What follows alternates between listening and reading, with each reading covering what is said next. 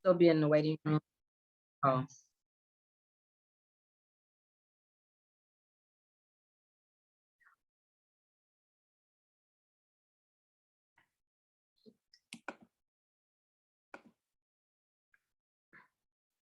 So we're all here. Since we started the webinar, are the attendees, once you get the attendees in, once you're able to let Makiba in as a panelist, will we let the attendees hold on until 10:30? We have participants entering right now. So I think what we'll do is just for those who are entering the space right now, there was a little snafu and we're really sorry. There was a little confusion about whether it was a 10 a.m. or a 10:30 a.m. start time. So we are going to be starting at 10:30. So please just hold tight and don't go anywhere because we are starting. Yay.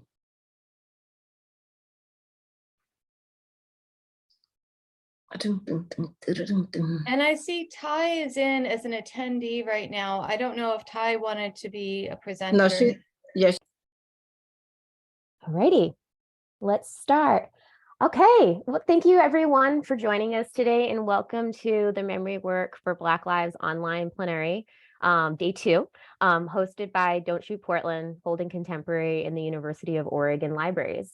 We're so excited for this turnout and getting to listen to and hear from our amazing speakers today. I'm Kate Thornhill, a digital librarian and archivist at the University of Oregon, and I'll be acting as today's host and webinar support. Even though we're on Zoom, the UO Libraries would like to share a land acknowledgement before we begin. The University of Oregon is located on Kalapuya Ili, the traditional indigenous homeland of the Kalapuya people. Following the treaties between 1851 and 1855, the Kalapuya people were dispossessed of their indigenous homeland by the United States government and forcibly removed to the Coast Reservation in Western Oregon. Today, descendants are citizens of the Confederated Tribes of the Grand Ronde Community of Oregon and the Confederated Tribe of the Siletz Indians of Oregon, and continue to make important contributions in their communities, the UO, and across the land we now refer to as Oregon. We also express our respect for all other displaced Indigenous peoples who call Oregon home. Thank you again, everyone, for joining us today. And before I introduce Teresa Rayford, the founder of Don't Shoot Portland, I'd like to run through some Zoom housekeeping that will help all of us engage with the speakers and experience their talks today and in the future. First, for anyone who needs closed captioning, we've enabled that Zoom feature for live transcript. And so that should be present on your screen now. If it is not, send me a message and I can help you out with a little bit of Zoom tech support. Second, this plenary is meant to be a discussion space. We ask for anyone who'd like to ask questions while the presenters speak to use the Zoom's Q&A box.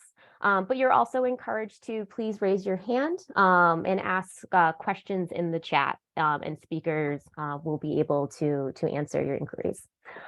Also, at the end of today, there will be a roundup discussion with all of our speakers, and you're also welcome to ask questions at that time too. Third, if you'd like to see the plenary schedule for today, then please look to the chat. I'm gonna do a quick copy and paste of the plenary's website. Little friend. I'm going to do a quick copy and paste of the plenary's website for folks that would like it as a reference. There we go. And you're welcome to open that link and it will go to the plenary schedule. I'd also like to note that for today, there will be a break in between our programming this morning and then programming this afternoon. That break will be around like 45 minutes or so.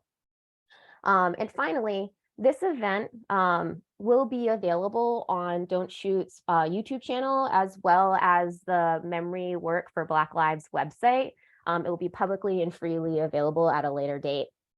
And now I'd like to introduce Teresa, who will share her opening remarks for today. Teresa Rayford is the founder of Don't Shoot Portland, a Black-led community-driven nonprofit in Portland, Oregon, that advocates for accountability to create social change in the spaces of human rights and racial justice. In addition to serving as the executive director of Don't Shoot, Teresa maintains a strong presence in the city through her consistent and constant organizing and philanthropy.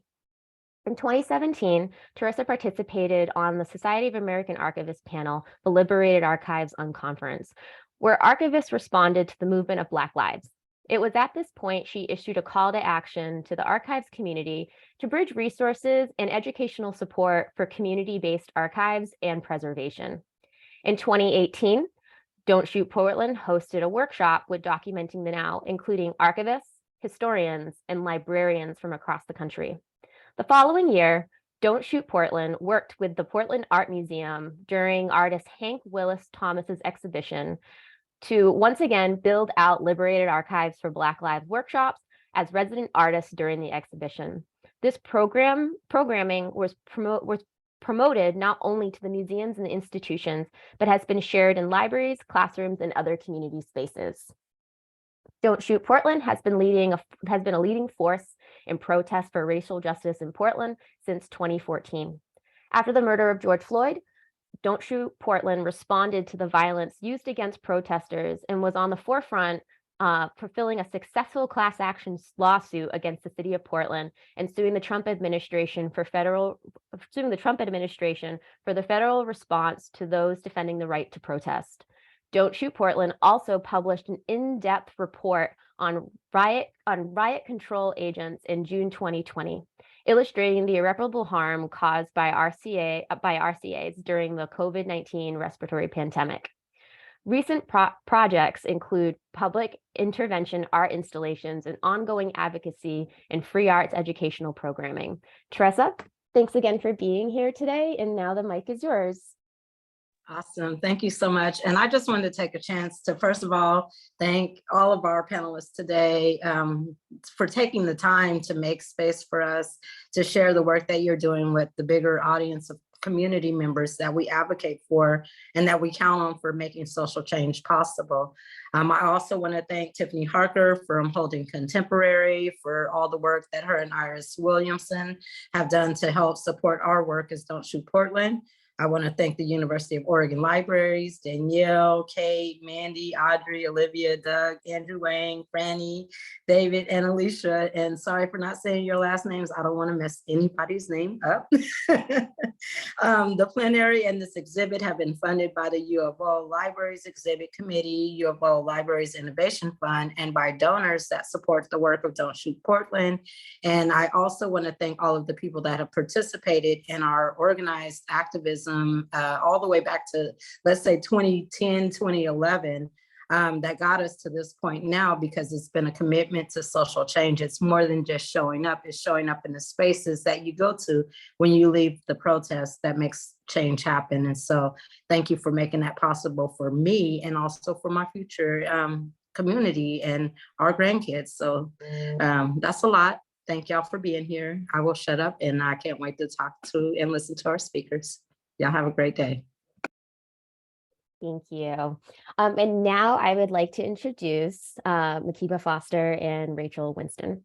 Makiba Foster serves as the Director of Libraries for the College of Wooster in Wooster, Ohio.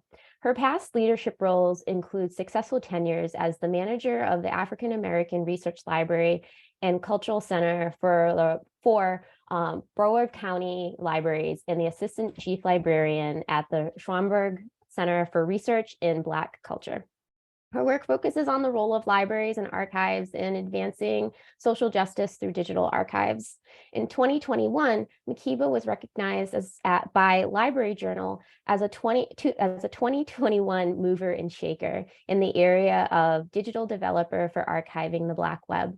She's a recipient of the 2020 Florida Library Association Award for Outstanding Scholarly Contribution for her scholarship on Negro Motorist Green Book, and she was selected as the Legacy South Florida magazine as a member of the 50 most influential and powerful Black professionals in 2020. Rachel Winston is an archivist and curator based based out of Austin, Texas, where her work centers on the documentation and representation of the Black diaspora within cultural institutions. She is the founding Black diaspora archivist at the University of Texas in Austin and leads the university's efforts to build a special collection documenting the Black experience across the Americas and Caribbean. Rachel is an alumna of Davidson College and the Choral Fellows Program in Public Affairs and the University of Texas at Austin. She's an American Library Association Spectrum Scholar and a Society of American Archivists Howard T. Pickett Award winner. Makiva and Rachel, welcome, and the mic is now yours. Thank you so much. Good morning to you all out and wherever you are. You might not be having your morning.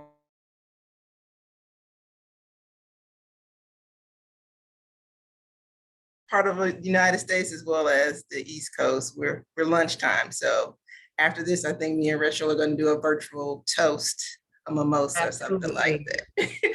So I want to just say thank you all for joining us for our plenary conversation on Black memory work, love, labor, and liberation.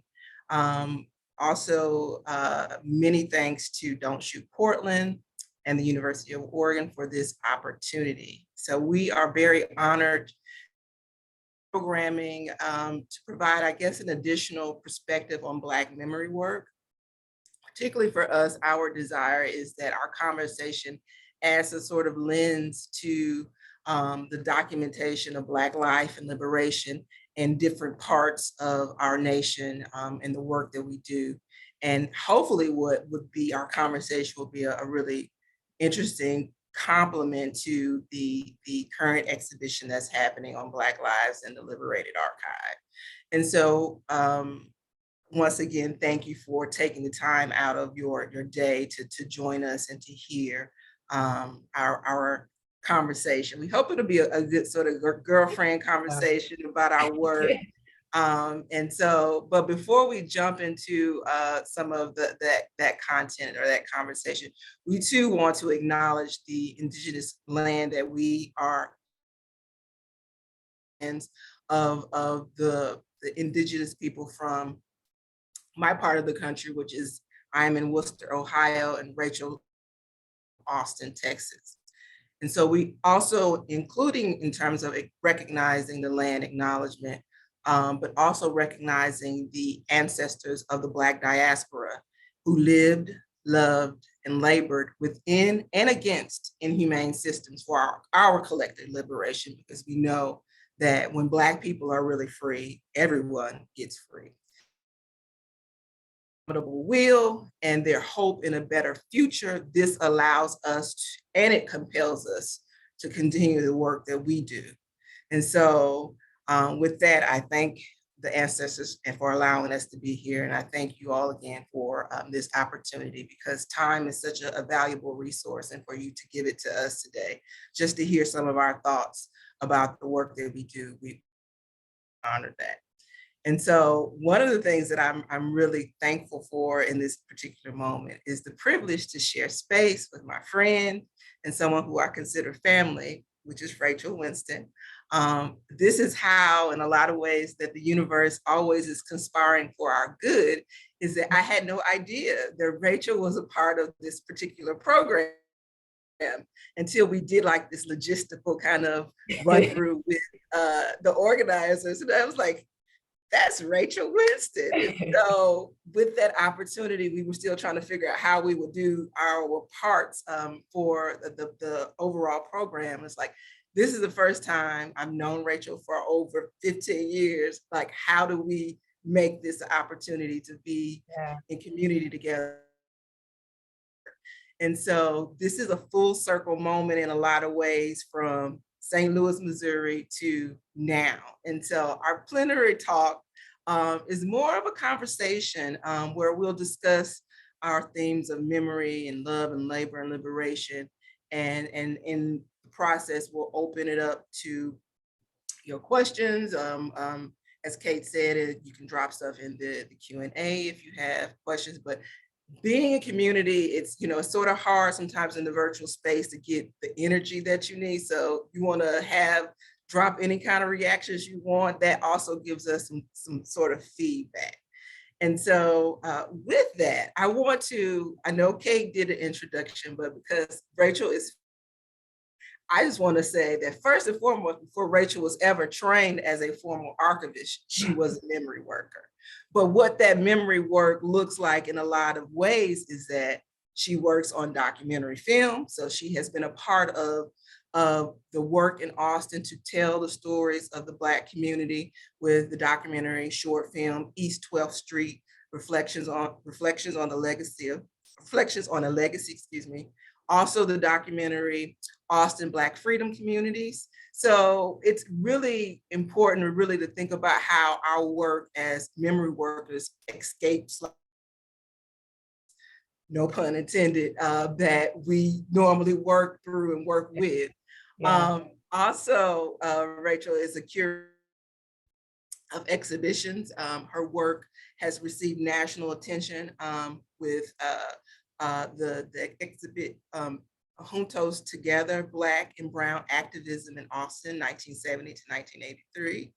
And her most recent work in the digital humanities space for digital collections is the Texas Domestic Slave Trade Project. But in her final, her formal role, she is the archivist of the Black diaspora at the University of Texas. And it has been a pleasure and an honor to see her career and her work impact, not just in the United States, because Rachel is about the diaspora. When I say about the diaspora, she's going to be in Brazil, she's going to be all over the world, finding Blackness and trying to document it. So it is my pleasure to be with you today with Rachel, and I'm going to drop some of her work in the chat so you can learn more about her. Wow, Makiba. Well, first, your words were just so lovely. That land acknowledgement. I'm just so ashe. Let's just start with that. What a way to kind of get us started. I will start by saying Kate provided a lovely bio for you, but I want to talk a little bit about things that people might not know, because we do go back. So for those in the Zoom room who might not have the pleasure of knowing, Makiba is a world traveler. You talk about me, you are the blueprint. I'm trying to catch up with you. You are so savvy in navigating the local streets, the national streets, the international streets. There's just no denying that. You are a visionary that always keeps people at the heart of the decisions you make as you execute these big and exciting and important visions that really lead us to a better world, if I'm being 100% honest. You are a fun time. You are full of rhythm and savoir-faire. You are one of one. And you also throw amazing parties. So I got a Beyonce, like. Yes. But okay. Smart. So it is just, talk about full circle, leveling up to be with you in conversation today. I'm just pleased as pie. So getting back to your beautiful land acknowledgement, while we're calling in today from different parts of the country, different time zones, different regions, that was not always the case. So as we have been preparing for today and kind of thinking about anchoring how we open up our conversation with our origin story, our shared experience in the wonderful city of St. Louis, I have been racking my brain trying to think about the first time we met. I don't know if you can recall, but I can't. It just doesn't, that first meeting just, I can't call it. Okay, well, I'm excited to hear about that. But I knew of you before I met you from my mom, who's in the audience today. Hi, Mommy. I was in college away from St. Louis, and we, just in our regular conversation, she kept name dropping, right? Oh, this wonderful new librarian, Makiba, this wonderful Black woman, you've got to meet her. She's so great, she's so great. So finally I get home, I'm like, who is Makiba? I'm ready to meet her. But after that, it's just a blur. And as I have unsuccessfully been able to recall our first meeting, which you will fill in those blanks for me, hopefully soon, I have really kind of come to understand that isn't important because you have been such a constant in my life since. And I am just so grateful to you and for you for just the love and the support and the guidance. You really helped to bring me into this space and see how I can do memory work as a job, as a career. And so I owe a lot to you, and it's so wonderful to be with you always, but especially today. Well, I think it's really affirming. Like last year, I had the opportunity to write a blog post for Nicole Cook and her work around Black librarians. And I wrote about Julie V. Hunter, who recently transitioned in her work as a Black collection builder. But for a while, she was at the Atlanta University, and she was a special assistant to Virginia Lacey Jones, who Dr. Johnson talked about yesterday as one of her sheroes.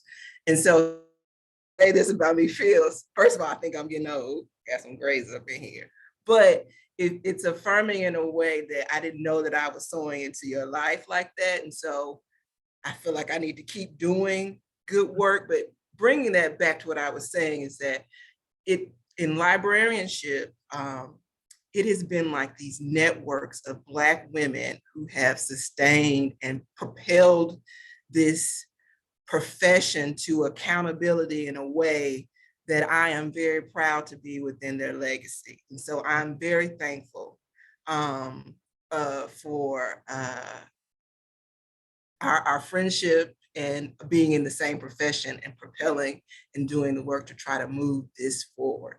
And so thinking about my own origin story, I'm thinking about it even before I make it back to the Midwest. My positionality in a lot of ways, not a lot of ways, my position, I am a Black woman, born of working class Southern people who sought out economic opportunity in the Midwest. So I'm born in the Midwest, but I am also a child of the reverse Great Migration in the sense that once they sought whatever promised land that they hoped to find in the North, in the Midwest, my mom and I moved back to the South in the 90s. So thinking about being a child of sort of like these migration patterns and my upbringing informing my identity and my desire to understand the Black experience, and also trying to understand my place within the many historical connections and the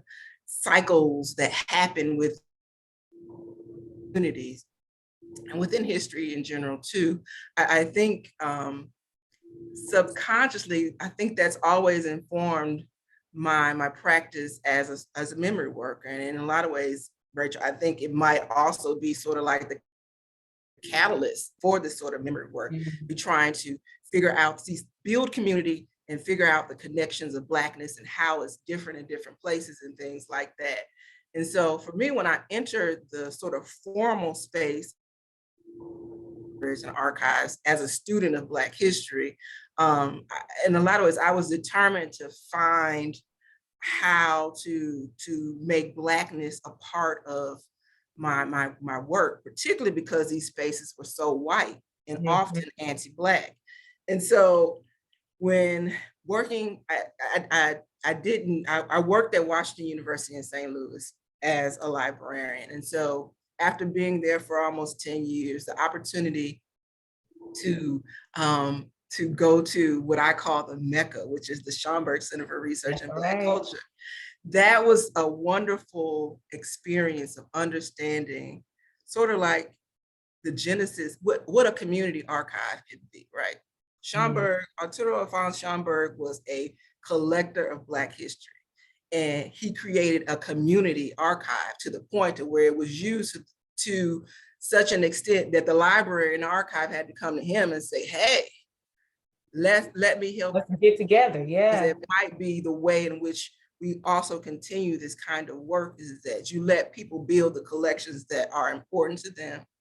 And then if you build it, I guess they will come. I don't know. But thinking about that experience, it really made me pause and say, because the Schomburg has some of the best and the brightest of Black history and culture.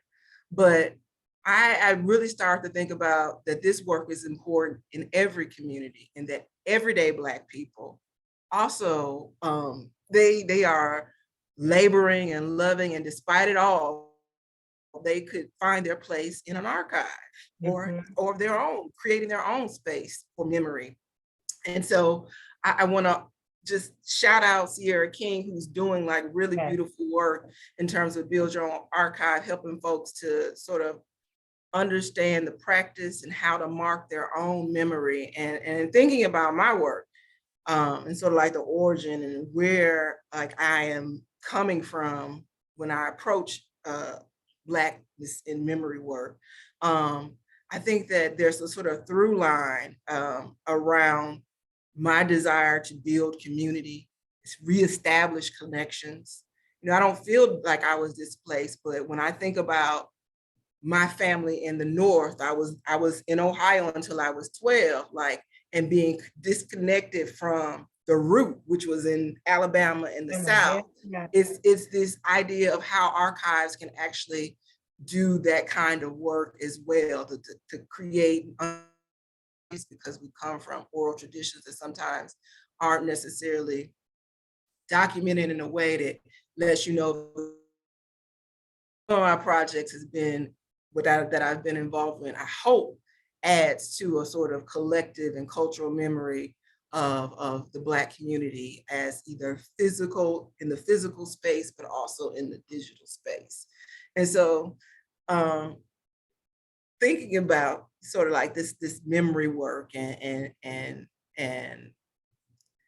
how it's there when you don't think that it's there. Like, why do you save something and you don't? Rach, I'm really interested in hearing your thoughts about memory work. I know you've been writing about this concept. I'm really interested in hearing what your thoughts are and what memory work means to you in terms of a practice. Yeah, I have been thinking a lot about this lately, mainly because it's a term, a phrase that I use so freely. I'm a memory worker, I'm doing memory work. My friends are memory workers. We're, at these memory institutions. And I really wanted to kind of create some space to think, well, what does it mean? We all just kind of say it and understand it, but to think about kind of what are the implications of that and what it means for us as Black people, and particularly me, who's doing a lot of Black-centered work in a predominantly white space. And so kind of just kind of unpack that a little bit. And so I'm curious if this is true for you, Makiba. I often, when I'm acting in my official capacity and when I'm not, I will often lead with the title. I'm a memory worker, kind of more vague terms in regard to what I do. I don't always start off with, I'm trained archivist, I work at a university library, but I start with that more kind of inviting language that feels more comfortable to me as a memory worker. And I think kind of getting back to what we were talking about earlier, that when I was first kind of understanding what my skills and contributions in this world could be in terms of cultural preservation and championing the Black experience, I didn't necessarily have the language of memory worker and memory work. I was just like, I like to, Black history, Black people, it's urgent. We need to save our history. We need to treasure these documents. Our elders are burning libraries. We've got to get these memories recorded and keep them alive forever. And so I just wonder if that's something that you kind of go back to as well. If memory, like that idea of memory work is something feels safe to you. Sometimes like the more professional and technical sides and ways you can describe the work that I do aren't always as warm and inviting. And so that's why I like to spend a lot of time in this memory work kind of space. How do you feel about that? I feel a lot of different ways about memory work, but I do think that because I am a librarian, I am not a trained archivist. So like we're two sides of the cultural heritage. Yeah. And so I've worked in archives. I have been the curator of an archive. So for me, the title of memory work is inclusive in a way that you don't have to be degreed in all of those things to engage in memory work. And so when I'm thinking about memory work, Rachel, I came across this, I've been reading Toni Morrison, and by the way, folks, Queen last day have invoked the name of Toni Morrison, and I am so blessed to be someone that has access to her information, her thoughts, her creativity. And so I'm reading this book called The Source of Self-Regard. It's a collection of her essays. And in her 1984 essay, Memory, Creation, and Writing, really brilliant quote that has sat with me for a minute, and I've been trying to work through it, Rachel. And so the quote is, and I'll drop the quote in the chat. The quote is, "Memory, the deliberate act of remembering, is a form of willed creation. It is not an effort to find out the way it really was. That's research. The point is to dwell on the way it appeared and why it appeared that particular way." I'm going to drop that in the chat. But one of the things I've just been thinking about with even my own practice is her quote about it's a deliberate act and it is a form of willed creation. And so thinking about that, I've been thinking, because I feel like Toni writes a lot about memory and all of the things that go along with memory, right? And so as a deliberate act, I think memory work also speaks to how we remember. And so what she says is it's the point is to dwell on the way it appeared and the why it appeared that particular way. So as memory workers, sometimes it's not for us to dissect all of the things. Eventually somebody's going to come in and put whatever interpretive lens or research lens that they want to put on it. But particularly as Black memory workers, who are not only just responding to what is happening around them, but have a sort of historical kind of connection to it. Yeah. We also have to dwell on the way it appeared and how it appeared in that particular way, because otherwise, sometimes people might completely miss the point. That's why, in a lot of ways, I think it's important that you have different perspectives and diversity when it is time to build collections and build up archives.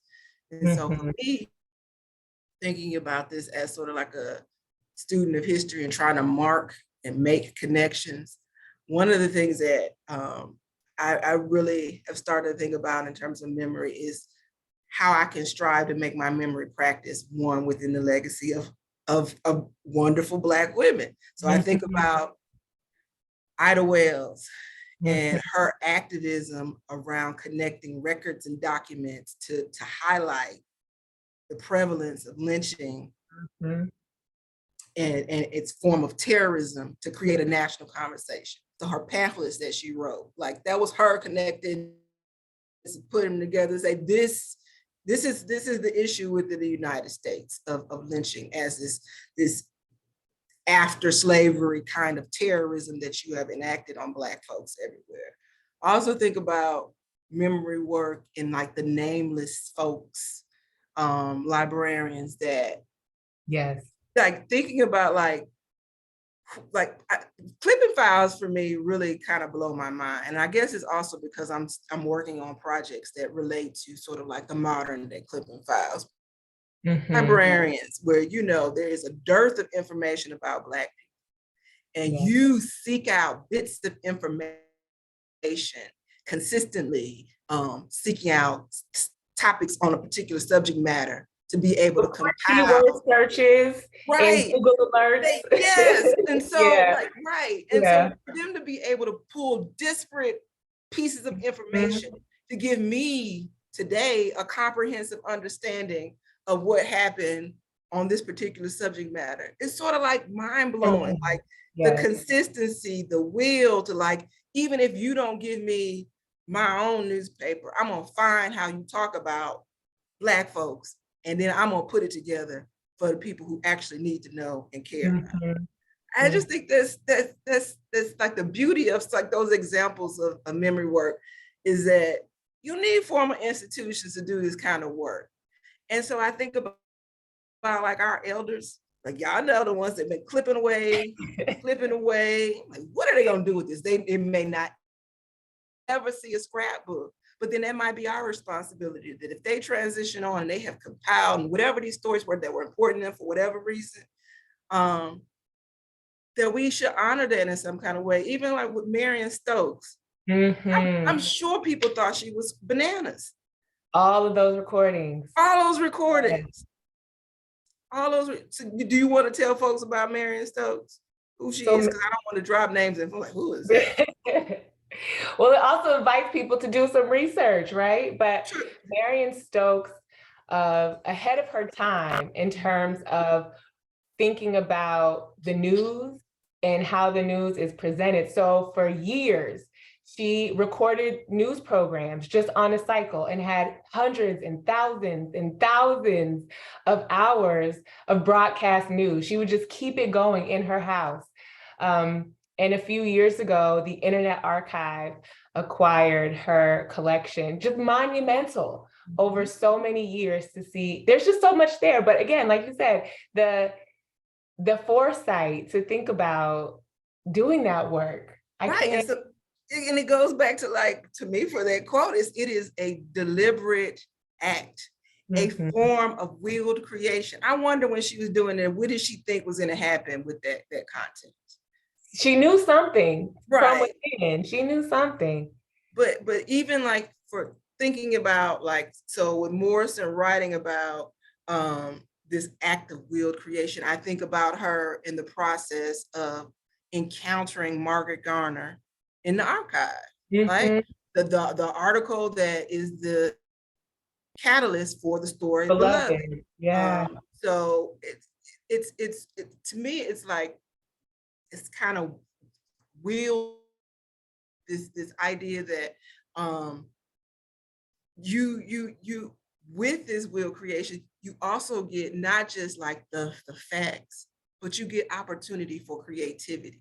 And so in a lot of ways, I'm just thinking about like, for me, memory work is not sort of like just the technical aspect. It has opportunity for beauty, for creativity.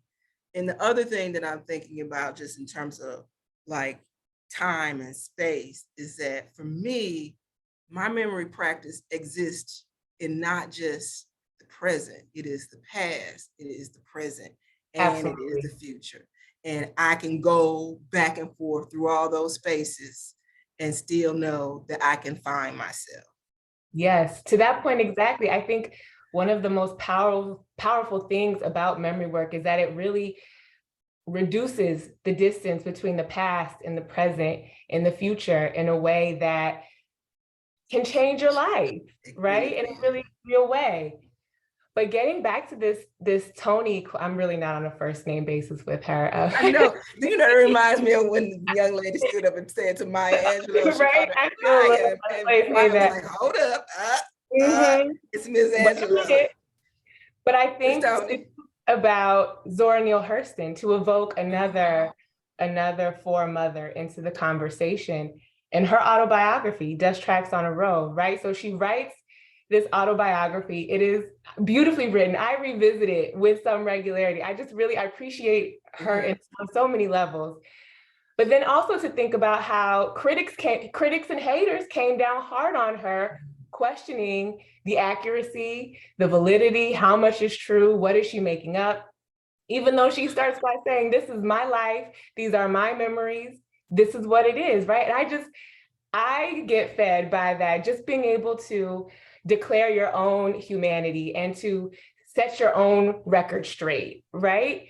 As an archivist, I do so much of, like, the records come to me and, I do my best to let the creator's intention and energy guide decision-making and lead the conversation and how collections are described and all of that. But the agency it takes to declare your own memory and your own self. I love that, especially for Black people and Black women. Listen, Sierra took us to the church of her house, her That's grandma's right. house yesterday when she said, "You are your primary source." That's right. I think that's what it was. You are the primary People source. believe it. And so with saying that, Rachel, one of the things that in terms of my own practice is that in this present moment, who I am right now, I am really motivated to be present and to trust myself to know what is important to me and not waiting for someone to tell me what's important or needing outside validation or approval on what memory or whose memory is worth preserving. And so I think thank you, Zora. But then it gets deep, right? You got me all excited now, because then you fast forward thinking about Alice Walker and the work she did in the 70s to find Zora Neale Hurston's grave and to mark it, and how that within itself is an act of memory work. Yep. So this memory work cannot be contained to an institution or a set of principles or best practices, right? It's because the human experience is so much bigger than that. The work that we do to honor the human experience, especially the Black and Brown human experience, is boundless, I think. It is. And I'm sorry, I don't want to go back to it, but I can't, because what you just Come said on, do resonated with me. it. So when I wrote that piece, Julie, who was a really wonderful person, just really kind. She was the first director of the Auburn Avenue Research Library, inaugural director for the African American Research Library. When I wrote that, I sat with her as an elder. I talked to her, and within months of that being published, she passed on. And so with you saying that, I didn't even connect that as actually that in the present, I was doing memory work for her in terms of how she would be remembered. I did it last year and wrote that she was here, but now she's no longer here. And so back to what I was saying, like my memory work exists in the present, future, and in the past. And so, yeah, anyhow. You bring up something interesting. I think we should talk about this, right? How as the element of loss, because that's constant and it takes so many different forms. So certainly the loss of people in the physical realm. And as an archivist and some of my archive people I know have experienced this, you might meet with a donor or meet with a community member, and then when you're working with their collection, they're no longer here. So there's that element. There's also the loss of kind of the record themselves. What things are preserved, what things shouldn't be preserved, and the whole host of decisions that go into that. But loss is kind of this constant thing that we're contending with. And even thinking about some of the historical, I do a lot of research now on slavery in Texas and its afterlives. So even just losses in that way, when revisiting primary and secondary sources, just kind of always encountering loss in some way or another. While there's so much joy and energy and life that comes with this work, there is also loss. You saying that made me think. No, you just took us to the Church of Black Memory. That's really profound. I mean, I think we think about loss like, oh, like mold and papers that are lost forever, but like the lives attached to all of this. It's always about people. You can't, at least for me, I just am who I am and bring my whole self to this work. It's always about the people and how do we honor the lives that have come before us. I mean, think about all of you talked about this a little bit earlier, all of the love and the decisions and the sacrifice that created space for us in this world right now. Right. To me, in acknowledging that, there's a responsibility. And so I hope that in being a memory worker and the care I'm able to provide, that I'm able to kind of pay something back and pay it forward. But there is a lot to contend with. It is, but let's maybe just settle in on then this part of love. I love you. I love the work that I do. It actually makes me think about, do you remember that it was Eloise Springfield, I think that's the book Honey I Love. It was a Yeah. collection of poems. Uh-huh. Honey I love a lot of things. I love a whole lot of things. Things that I love about memory work, some stuff that that might be laborious that we might have to talk about in the labor section. But maybe that's why we have the toast. but what I love about Black memory work is this opportunity for recuperation, for the recollection. Back to what I was talking about, like, you know, how we connect back together. Because as people of the diaspora, there's so much that has been lost, but we have created a culture that is amazing. It is the catalyst for anything almost good that has happened in this country, in terms of music, in terms of a lot of different things out of Black culture and people just trying to find and make connections. And so one of the things that I think that I love about archival work, about Black memory work, is that it builds community and solidarity. And that's been particularly important for me within the profession, that where you're often the only one in the room. So to pop into our logistical meeting and to see Rachel was like, oh my God, this is amazing. To see Sierra, this is amazing. So once again, thank you, Teresa and Ty, for bringing us together. It's not often that we get to do this kind of conversation in a space that we don't have to curate and cultivate ourselves, because it won't happen. But I'm thinking about, like, in a world and sometimes within a profession that's full of anti-Blackness and anti-Black practices, when I encounter memory work that brings me joy, like Black archives. Rachel, I think we've had conversations about, like, when we encounter one of the posts from Renata Shirlise in the Black Bridge, just to see 1980s footage of Black folks at a party, having a good time, right? And then also pushing against that I know the digital divide is real in a lot of ways, but that Black folks have not been a part of technology. Like, this is early 80s home VHS cameras, and these Black folks are having a good old time at a party. And sell them nothing. Or even take it further back. I think about like postcards and early photographs. You just see poised, clearly feeling themselves. I live for those moments.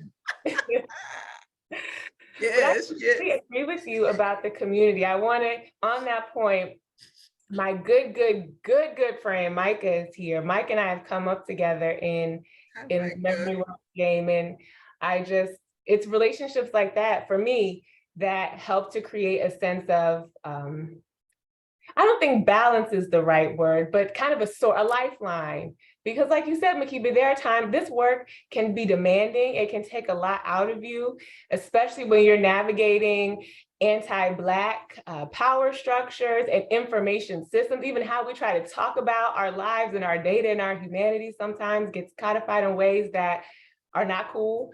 And so just being able to know that there are folks, not even just in line, but around 360, what keeps me going, keeps me fed and energetic to stay at it.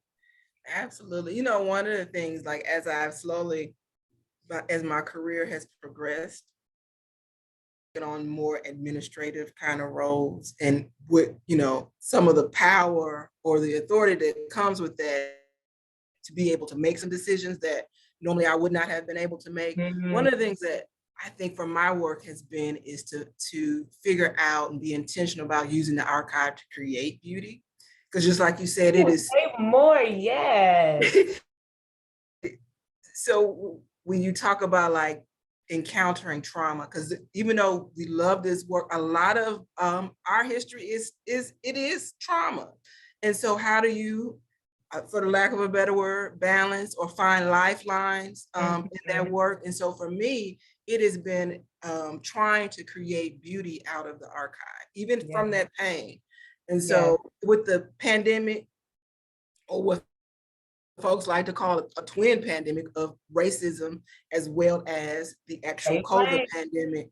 One of the things that I knew was that there is an archive here that speaks to what's happening right now, but it is our folks that have dealt with this as well. How do I figure out a way to get people using the archive in a way that creates something new, but also some beauty out of it? And so some of that work has been, because of my love for memory work, is how to support creatives.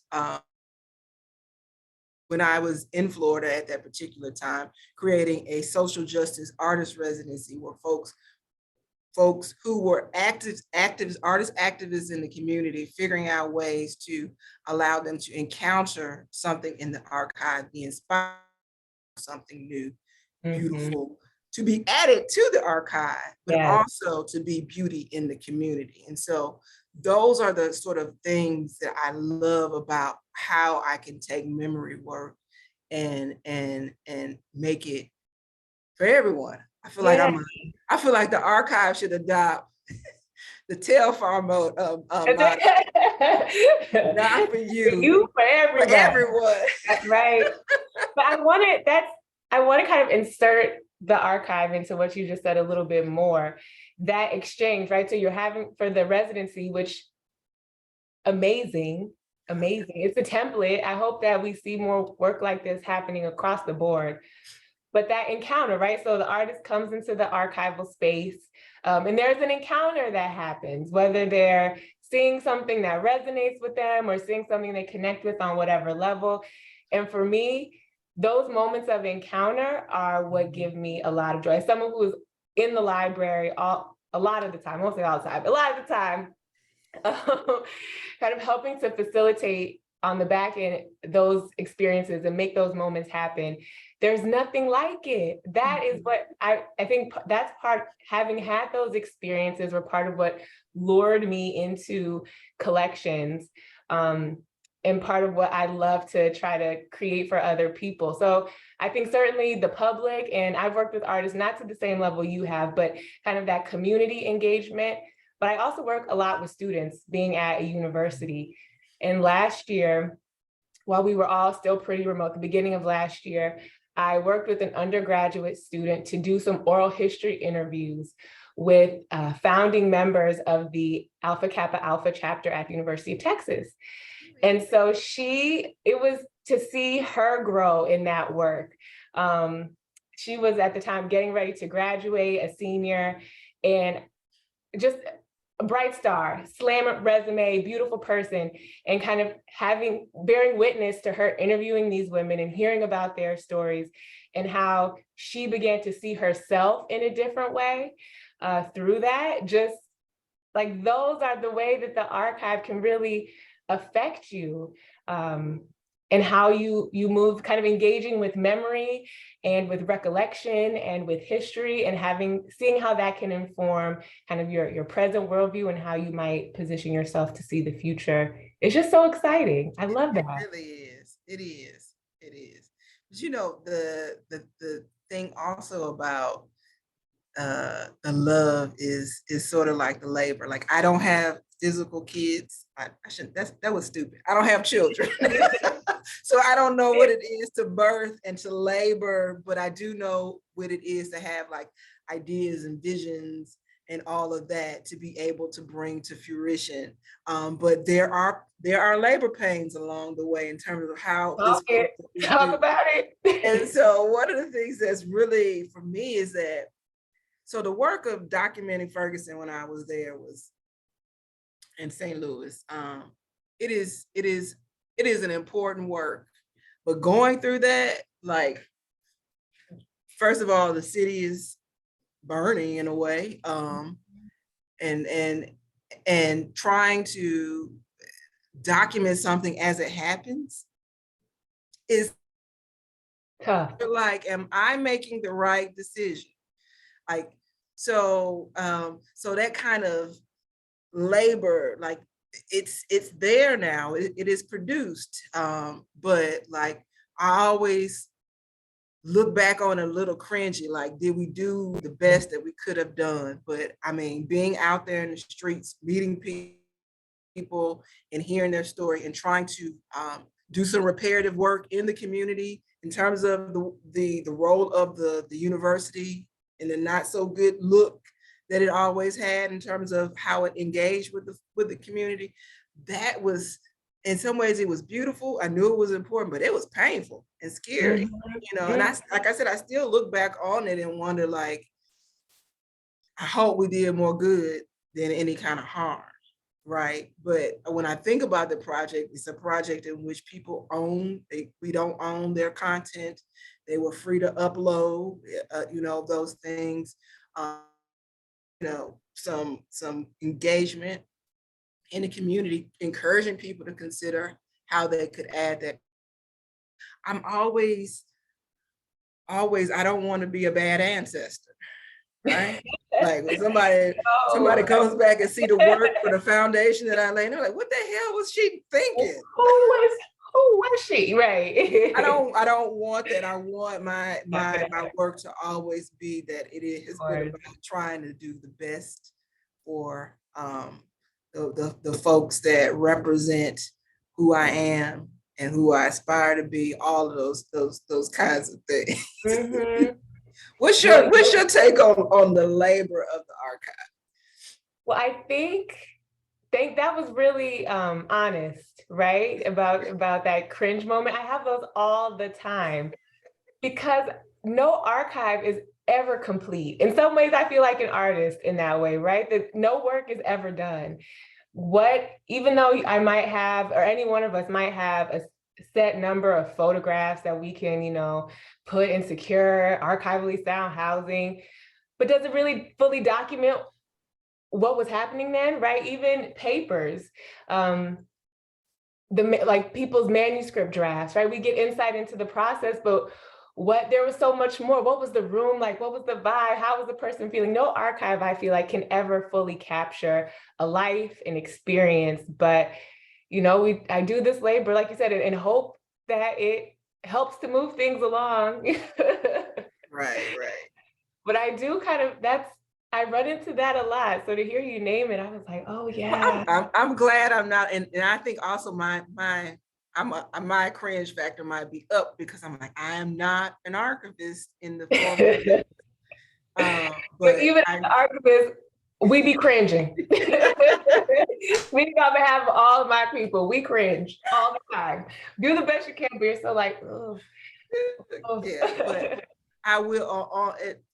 Balancing out the cringe factor, like I think that work was a blueprint, allowed people to not always wait until someone told them that this was important, and that you just do it because you know in this moment this is important. So if no one uses it 2 years from now, it's still in this moment something that can be useful to folks. So anyway. I think that perspective is part of like empowering people, reminding people that we are important, our lives are important, our experiences are important, the materials we collect are important. That's part of how we get free. It's just that value, recognizing that value, and owning it, right? That doesn't mean that collections or, you know, the material products of your life need to end up in a library or archive. But, you know, like Sierra's presentation workshop yesterday, we can do this care for our collections and our memory and our legacies on our own, but it starts with valuing them, getting them, let me get on my soapbox for a second, getting them out the basement, getting them off the floor, the attic, into some, you know, hopefully relatively stable temperatures. That's for me, that's the first step in how we use the archive and use our collections to to get free? You know, I think it's I had a chance to look at the different versions of Don't Shoot Portland's Liberated Archive exhibits, and they are really amazing. And so I started, what does it mean to be liberated? I know it means to be free, but I feel like somewhere the etymology of that word probably has life in it, right? Like to live, like, and so thinking about the Liberated Archive, it needs to be a living archive. So somebody just dropped in the chat that, you know, the now is important because right now is all we have. And so I really want for us to start thinking about the archive as a living archive for right in the now, documenting. We are living archives. Right. Our archives, right? We are collectors of things, whether they be memories and experiences or, you know, the more physical things, art, shoes, whatever, jewelry. Yep. And so, and one of the things that I had an opportunity to go to Baltimore last week particularly for the DigiPress and Digitizing Hidden Collections. I saw some good people. Hi, Mike. I saw you there. We talked, chit-chatted. And I had an opportunity to see Michelle Caswell talk about her work with the South Asian American Digital Archive. Which was really fascinating because one of the things that she talked about was this sort of liberatory practices in the archive. And so she said, like, it's not enough that archives are collected for possible future use, but they must be activated for liberation struggle right now. And so I was thinking about that. I was like, you know, a lot of times we do focus on the future users of the archive, and actually the archive in its real utility should be in the here and now. But I think some of it is because it takes the time it takes to process a collection that we're always thinking about future of who's going to use. And I understand it, but like the urgency sometimes of some of these collections is that it's now. Like it is now that these collections need to be used and struggle now. And so I've been trying to use archives to get free. How do we use archives to free archives from sort of traditions that keep them from being places and spaces of connection and liberty? Yeah, I don't really have the answers, but really thinking about how do we use archives to get free? Because one of the flip side of that is that archives has been used to put people in bondage. So even and like document that, right. So like thinking about like the protesters that they use the archives as a way to surveil and incriminate folks, to put folks in jail because of their activism.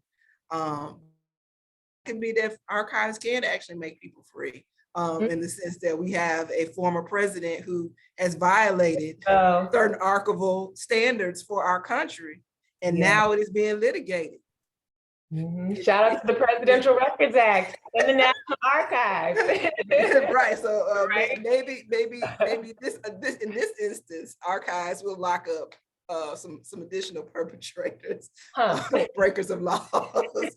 Real breakers of laws. Yeah. But I think there's something that you just sort of named in a way, a tension that I come up against, and maybe you felt this way too, right? But in the library, archives, or I like GLAM, that's my favorite acronym, galleries, libraries, archives, museums, right? So in GLAM, how I come across this tension, right? Because there is this, I'm in tune with the urgency, the necessary work that has to happen to preserve these records and to produce kind of the final product. But sometimes, like, just the fixity of these institutions don't lend themselves to that, right? So thinking about, you know, there are folders and boxes and ways you do this, and then you describe it this way. There's some value and some merit to that, but sometimes the experiences and the voices and the humanity that we're looking to elevate don't always fit nicely in those boxes and folders and, markup language and control vocabularies and things like that. So there's space there for us to do more liberatory work. I don't have an answer yet, but that is because I'm constantly kind of stuck there. It keeps coming up for me. So universe is telling me. So if you were to describe an archive that is a living archive, what would be some of the properties of that living archive? So for me, a living archive is one that is, I like to say, well-loved. So people come to it frequently. So I love it when I'm either kind of on my own in my institution, kind of doing some review of collections and seeing folders that are well worn, the pencil markings have been smudged, like people are using it and engaging it. For me, that's a form of living archive. Yeah, then, I think, yeah. Go ahead. No, go keep going.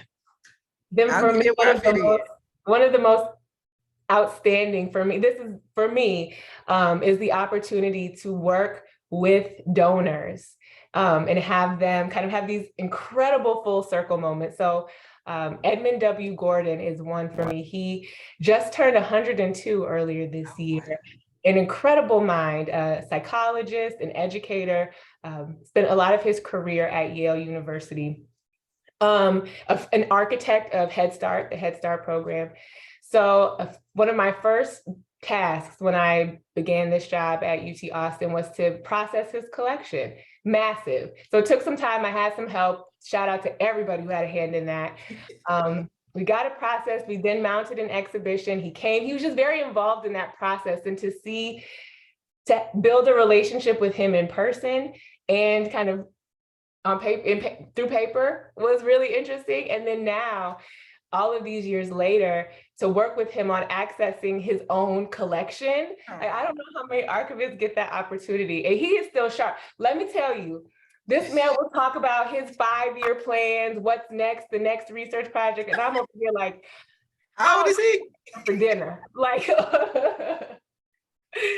said he was 100? 102. Oh, wow. Yeah. Wow. That's a blessing. That is such an honor. Tremendous. Yeah.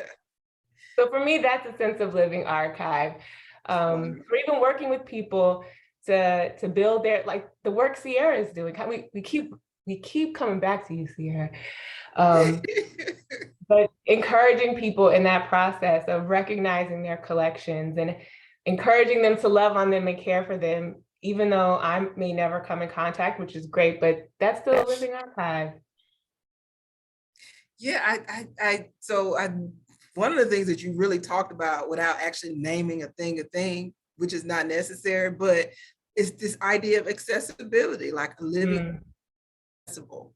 It is well loved and used. A living archive for me is representative. Like, who you collecting on? Why are you collecting on this? So I think that, and that's why I think, and I honor the work of Don't Shoot Portland. Like, they are about making archives accessible, and not only just accessible, how the archive impacts their present day life, where they're working towards a better future. So making the archive work for you. That's how it should be. Yep. And so I think that there are other community-based groups that are also doing this sort of work around why collecting and why it's so important to be able to document and to help people get free. You have to know a bit about to be able to understand that things just don't happen out of the blue. Stuff cycles, and we are in this space where we need all the ancestral knowledge, all the things that have happened in the past to help us move forward, because just like us trying to move forward, the forces of the past are trying to pull us back to terrible times. So I think that there's an opportunity for archives to help folks liberate, but we have to also make sure that the practices in the archive are liberated in a way that's free of bias and all those kinds of things that keep folks bring them their full selves to work, and to be able to think about how you're collecting in a way that is representative of the communities that you sit in, and not just the big wigs and the fancy. 1,000%, 1,000%. Those are important, but like I'm interested in learning who had the corner store that made the best sweet potato pies back in 1970s that folks still talking about. Teresa with the burger joint her family owned. Like I want to know stories about like what kind of burgers did they make? Were they like the family and Coming to America? Was it like McDonald's? Who holds the recipe, right? But Makiba, I wonder if we could zoom out a little bit. Like we're talking about how the archive can help us get free, but you have done tremendous work in leading library organizations to do different kinds of things and do different kinds of things differently. And so I wonder, kind of in that same vein, we're talking about the archive, how can, zooming out a little bit, libraries more generally help, or what role can they play in helping us all get free? I know that's a big question, but I know you can handle it. Well, it's not something for me to handle on my own. I'm gonna do my part and hopefully other folks doing theirs. But I do think that, it sounds trite, but like people having access to information is important. I can't I just think about like how much information has gone online, right? And just the assumption that folks have access to be able to get to whatever website, or they have not even just the access, but the digital literacy to go and do this, and this to be able to get access to information. Like the college educated people that are trying to navigate getting student loan forgiveness, it is like a Herculean task. And so there are, right. And so there are a lot of ways that libraries beyond just the books, because I have my public library lens on right now because I've switched back to academic libraries, but academic libraries have their responsibilities too, probably to do more partnership with public libraries. Resource sharing, absolutely. Yes.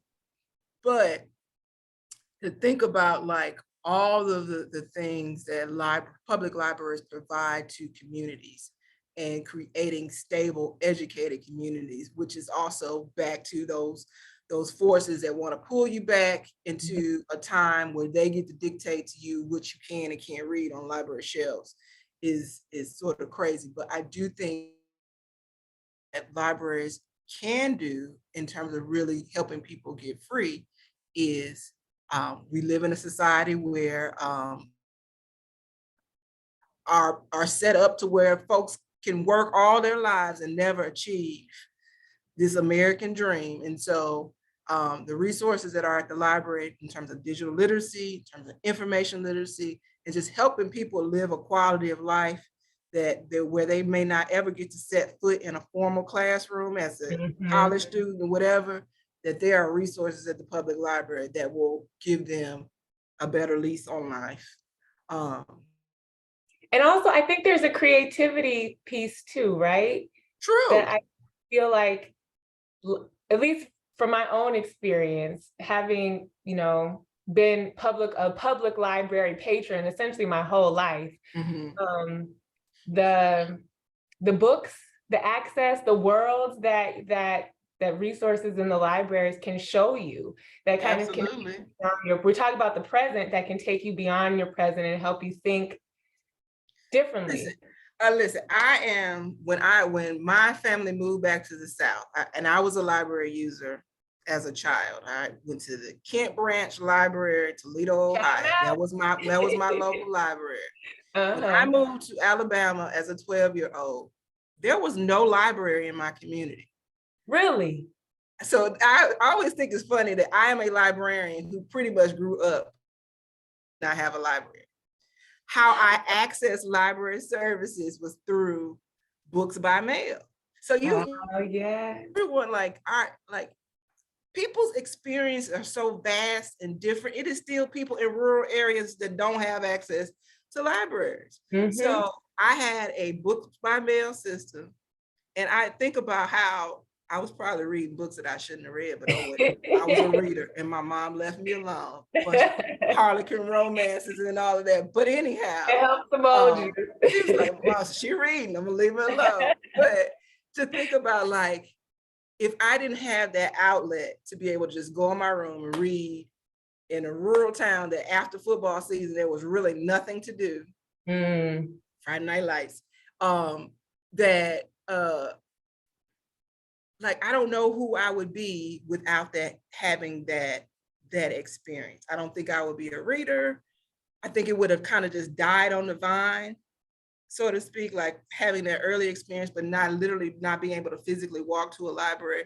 But like that service of where it had to be funded some kind of way through the library and through the county system, a government system, but for them to ship me books, I have a little catalog, almost like JCPenney catalog. Oh, I want this book, and you pray that when by the time it gets there, that they will be there for you.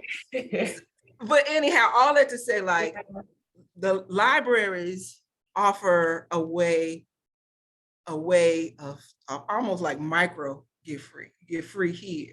It's like a progression to liberation. A slow build, slow burn. Right. I don't like the gradualist approach, but there is one, but like it's a little bit for me at a time. Like, libraries can change lives. I do believe that. And so libraries, you probably wouldn't have one of the greatest playwrights ever. I always go back to that. August Wilson, like great America. Okay, I feel like I'm going down a rabbit hole. You asked this question. I think we probably need to open this up to what you said something about creativity too, right? August Wilson dropped out of high school, took himself to the public library.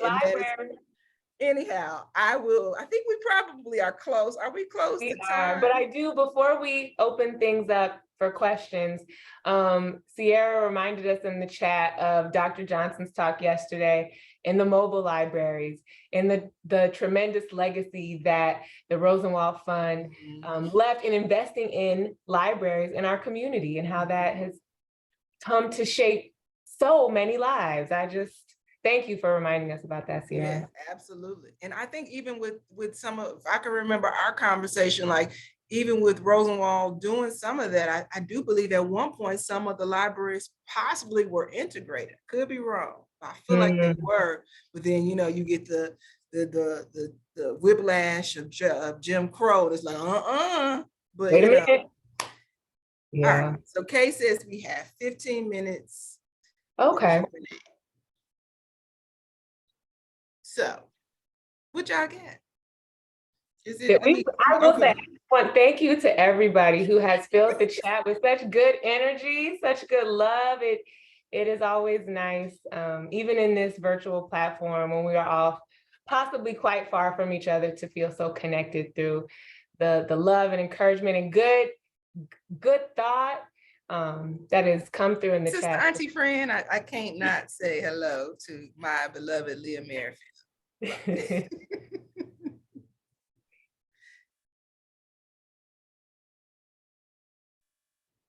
Well, while I have a question, I always have questions for you, Makiba, as you know. You're always like, girl, shh, hush. So I'm curious, on a more personal note, I'm curious if this work that we find ourselves doing, this memory work, and thinking about collections and documentation, if it has affected the way you navigate your records, kind of your personal collections or things like that, your files. I'm just curious, because it has for me, so I'm wondering if it is the same for you. I will say that I feel like my memory work after our migration to the South was disrupted. So there are pictures, but like and stuff like little things or trinkets like that I don't have. as like, but I was laughing when I think third grade letter that she found not too long ago. What were you talking about? Huh? What were you talking about in the letter? No, it wasn't mine. I said it was yesterday. It was Sierra posted hers. Yeah. Oh, I okay. think back, I Yeah, don't have yeah. that. What I have now is stuff from college and high school. What a time, though. What a time. You know, be figuring out who I am as a young Black woman and things like that. That I have that, and so, but I will say, like, I think like they say, doctors are the worst patients. Archivists and librarians also might be the worst, because I have not done anything really to secure those things in a way that is important. Then also I also have to like, oh, it's just me. Like, nobody's gonna want my records, but here I am telling everyday people like, hey, your story is important. So I need to take my own advice, right? Absolutely. Yeah, I feel like I spend a lot of time thinking about and caring for collections that when it comes to me, I'm spent. You know, we do have to do it for ourselves. But I also think that it has made me more inclined to let go of things.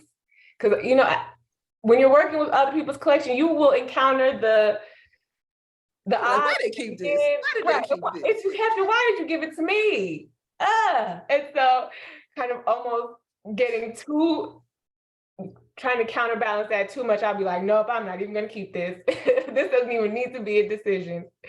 We have a question in the chat. It's from, I don't know if it's Ima or Ima, but the question is, do you feel there is a tension between collecting and archiving as much as possible for Black communities, especially with the traditional lack of representation historically within archives and the environmental cost of digital collections? That's a good question. That's a question that I contend with a lot. I wish I had a simple answer. Is there tension? Yes, but is it strong enough to stop it from happening? No, right? Because these digital infrastructures exist. They are continuously being built. And as long as there are, to me, as long as there are structures, Black people should be in them.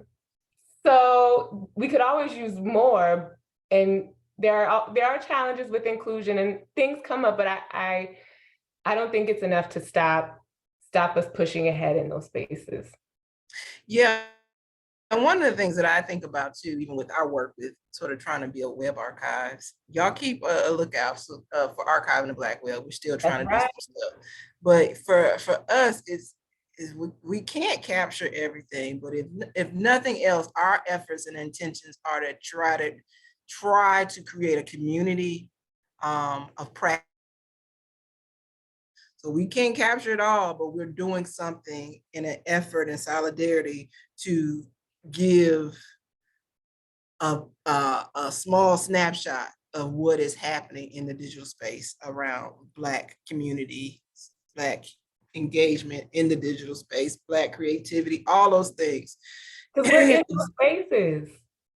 We're there. Yeah. Well, so, Sierra. Go ahead. No, go ahead. Sierra had a question for us. What is a collection in your own personal archive that you have been tending to? I can start. Oh, do you want to go or you want me to go first? Mine is real quick. It is a collection of books that have followed me from St. Louis to New York to Florida and back to Ohio. So by tending to them, does that mean you're reading them or what is? No, they just follow me everywhere. I'm looking at them right now. They have followed me from literally St. Louis to New York City to Fort Lauderdale and now in the middle. And I'm thinking, I've given some away, but they're all pretty much Black books. I love it. Like it's. Where will they go next? I don't know. We're gonna stay sitting. We're gonna stay right here for a while, okay? For me, a collection, I'd say art. I really enjoy art. I love supporting Black artists.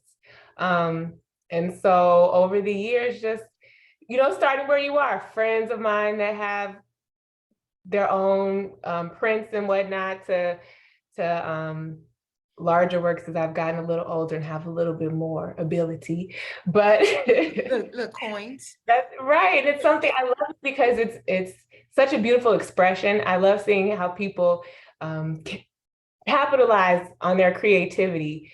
Just, it's a beautiful thing to see. And then it gives, add some flavor, things to live with it. I appreciate it. That was one of the things also, since you spoke about art, is that everyone is an art collector. 100%. And you don't have to be rich to be able to. 100%. That was one of the exhibits that we did. I think you may have attended that when we did for AAAM when we did the project Hampton Art Lovers. Because it was a collection of posters, and it was a collection of exhibition posters of artists. But for us in that particular area of the country, Black neighborhood, but we're near Miami with all these wonderful museums. Children may never get to those spaces, but like art speaks to everyone, and what you consider art, and whatever you might have a poster of, I don't know, something on your wall that people would consider art, but it's beauty and it spoke to you in some kind of way. And to collect beauty and to collect art or something that speaks to you. So even though you can buy something that has a little bit of a possibility of return on your investment at a future date, but art is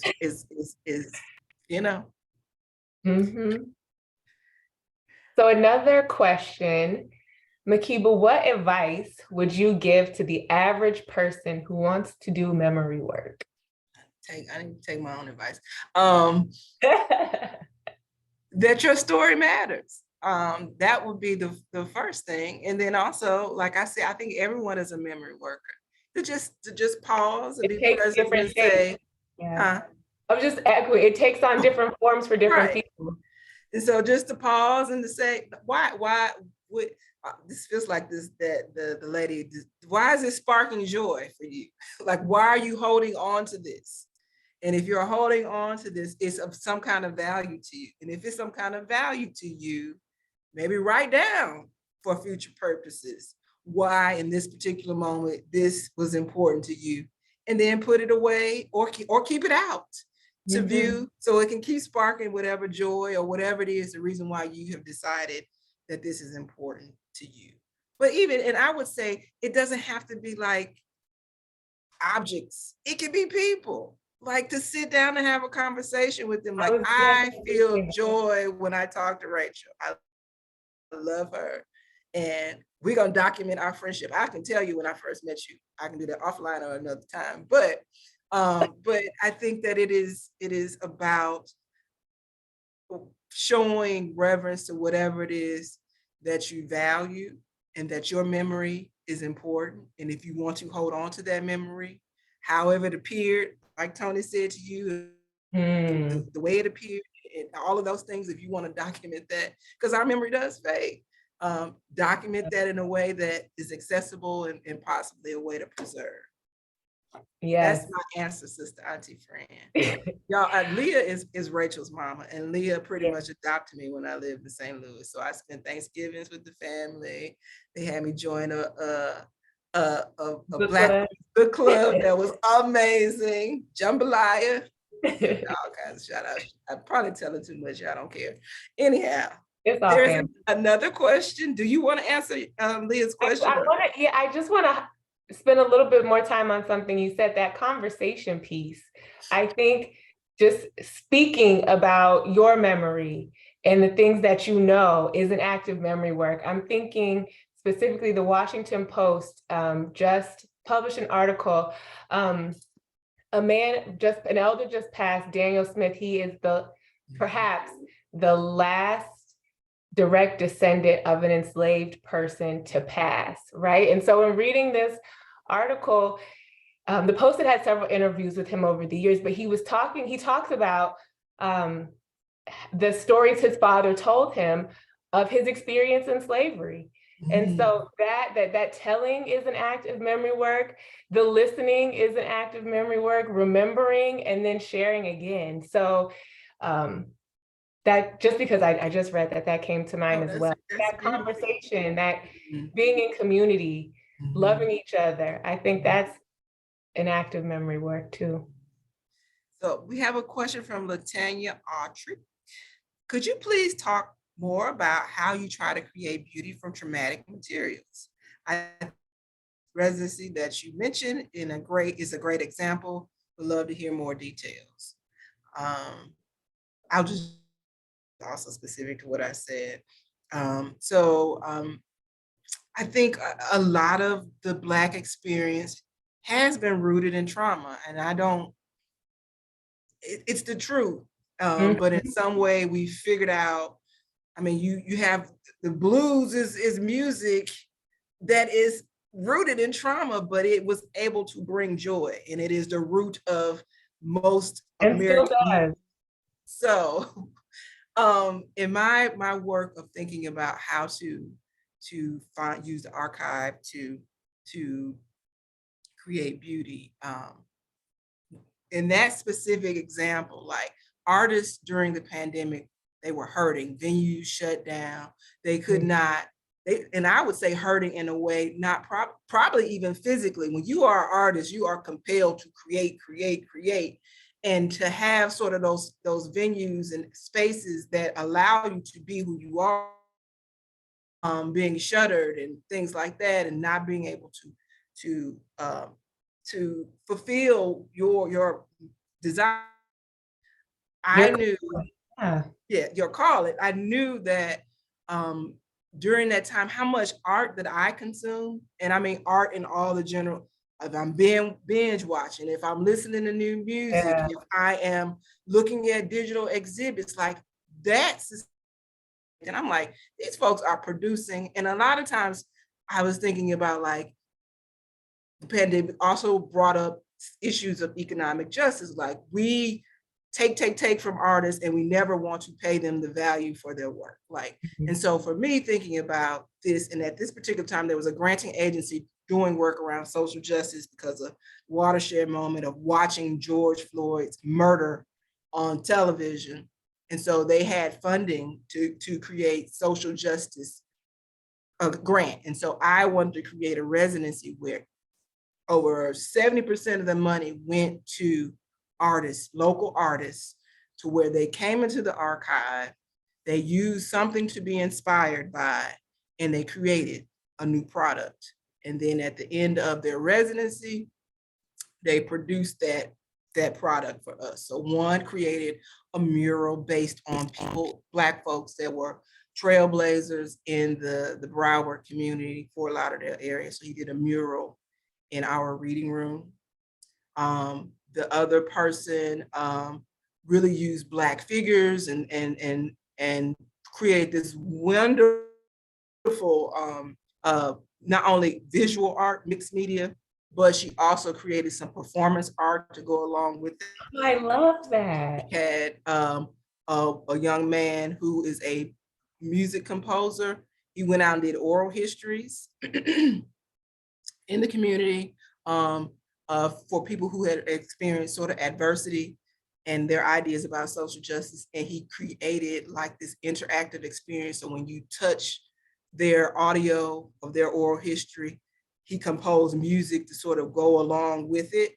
Who else? We had a young woman who was a performance artist. So in our theater space, she did a production about displacement, particularly thinking about the pandemic and how people rent increases, people losing homes, all those things that came along with the pandemic. But then right at the end of the pandemic, you have the war in Ukraine and people fleeing for their lives. So that idea of displacement and where do you go, where is home, all those kind of things. That was a theme for her performance I'm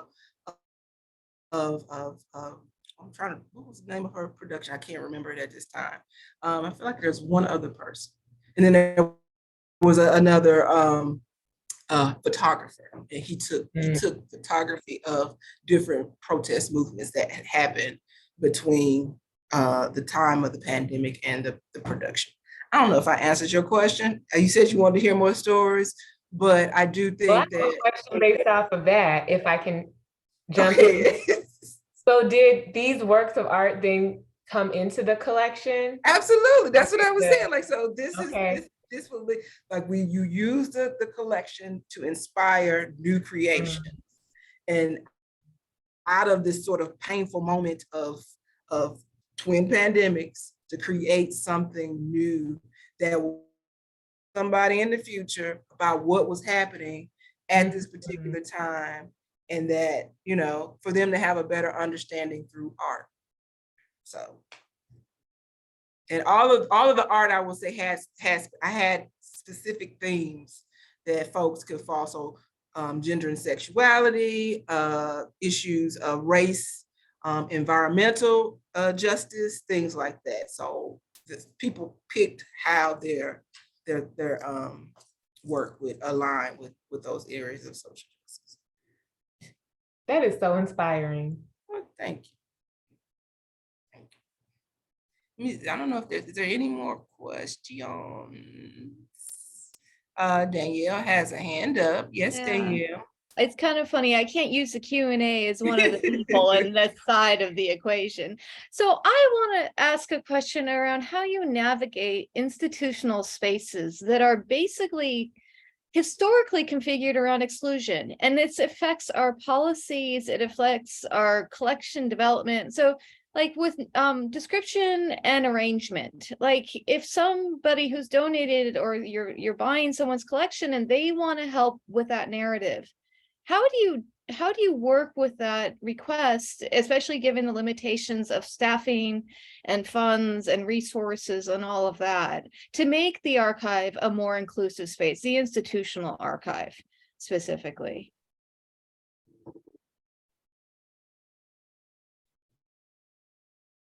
Rachel, you wanna? Yeah, I'll start. And I had a little bit of a freeze, so I missed the first part of your question, but I'll jump in on what I think I caught. So working with folks with kind of in partnership with their collections. And for me, I love that. It's sometimes I've been met with institutional resistance sometimes because that is not an accepted kind of norm in archival workflows. But especially if a donor is here with us on this earth, in this realm, and we have a relationship, I welcome collaboration because this is them, right? We talked about documenting us for us.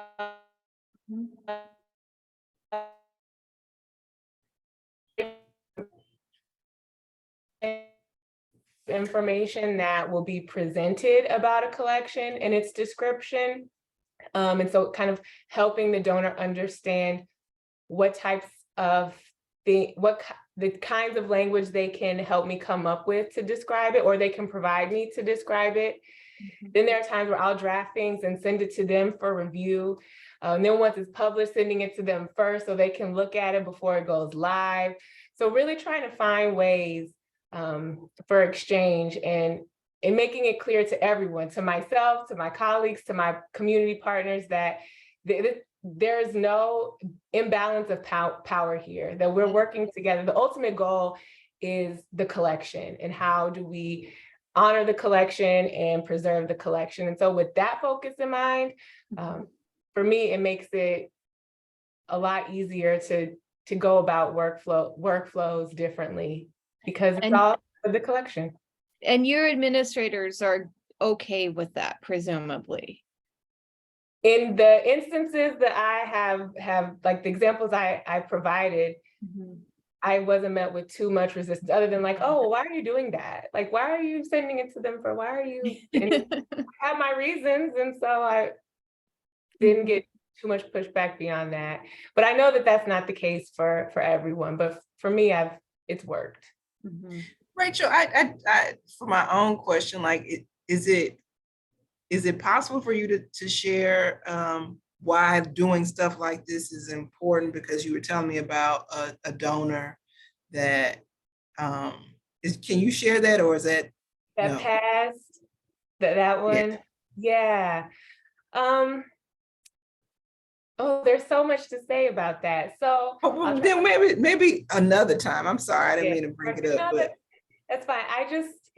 I take clearly, because we do this work and care about it, I take it seriously. And so for me, out of that sense of urgency that we've talked about several times, I want it to be correct. If I'm going to do this urgent work, I want it to be as good as it can be. And so I do the best I can, but I'm but one person who cares, right? I'm operating out of care and out of love, but I'm certainly no expert. And so wanting to be as informed as possible and having the people that I'm in conversation and community with be a part of that process. And it's interesting, like being at an institution, a lot of times, some of those initial conversations, people want to just defer to me. Well, whatever you think is fine. You can just say it and it'll be fine. And it's like, well, just because I'm occupy this space doesn't mean that I know more than you or my decision should carry more weight at all. Can I ask a follow-up question? So one of the things that I grapple with is in a curatorial role is I prefer to compensate people, especially marginalized communities, for for whatever they might be giving to the archive, right? I'm not entirely comfortable with donations. I feel like there should be a monetary compensation. How do you grapple with that? Or do you grapple with that? Or is it, what does that space look like for you? Yeah, that can be hard. Because their care does come at a cost too. If we're just being very honest. Makiba, you manage a lot of budgets now, you know. Care comes at a cost. So certainly there can be acquisition costs, but then the costs of preservation, of simply if I'm going into a space to physically get a collection, the boxes that I bring, the people that I'm bringing with me, then the folders and the sleeves and the boxes, the time, the pencils, like everything kind of comes at a cost. And not to monetize the work, but it's just a fact. Yeah. Our labor comes at a cost. So trying to balance those things is something that is constant in every collection. It comes up in every collection for me. What about you, Makiba? I mean, something Danielle said that stuck with me, but it goes back to what I was talking about in terms of when you value stuff, you will pay for it, right? And so I'm at the point where, like, we can't expect for people to donate. If we've told people that their story has value to us and we want to archive it, then that is an investment that we need to be willing to pay people to be able to acquire. So thinking about what that means in terms of as an administrator, not someone that's processing, is that if I think that this will enhance our community in a way that goes beyond sort of like what the cost, and I know, like you said, stewarding things is a long-term commitment. But I do think that, like, and people will probably be mad at me for saying this, but we're past the days of it thinking that people are just going to donate their collections. They're not. So that's another reason why we, as members of the GLAM community, really should be also urging our higher administration. Like, this is we're in a space right now where history is being contested left and right? But this is the work that we do. Yeah, it's going to take a historian to come in and synthesize the records, but if he don't have records, or they don't have records to synthesize, then what is the history? Right. And so I as someone that's an administrator, I am looking to figure out ways in which we have money to show and pay for the things that we think are of importance to the community. So I don't know if that answers your question or not, but it does. It's really tricky, and like especially with limited budgets. But yeah, I think advocacy work for that is so important. I mean, I think within like this country too, like artists in Europe get paid to do their work, right? You are lucky, you pay to be an artist here. And I kind of wonder if there's a similar thing with archives, right? Like we expect people to give their labor to us, right? And how do we re-envision this? You know, what does that look like? So I don't know. These are just big questions. Yeah. But it's an important one. Mhm. Anyway, thank you guys so much. Oh, you're welcome. Is there any other final questions? I think we have 1 minute left. I have a question for you, Makiba. When are No! we I'm trying to get to mimosas, girl. I'll just play. What is it? This has been so wonderful. Girlfriends check-in about memory work. It might be a podcast in the making, girl. It should be. It should be. Jessica came off mute for that. I want to see more of all of this. I want to see Sierra's book. I want to listen in on the podcast. I want LaTanya to be sitting up there critically looking at all of this and demanding that nobody is neutral in this and we all got to move forward. Like, shoot. I want to see Dr. Johnson getting the resources for the repositories and us building our own in our communities that are managed and handled to create more jobs in the industry so that we can have the Black librarians and historians and collectors and archivists and educators utilizing what you're doing now, which is liberating even the conversation. So yeah, I'm here for all this and the mimosas. Well, Teresa, shout out to you. You helped to make this happen. You had the vision and the care and the intention to bring us all in this space for this magic to happen. So thank you. Okay, so I not that I want to interrupt because I feel like I could continue to listen to to all of you for like 2 more hours, please.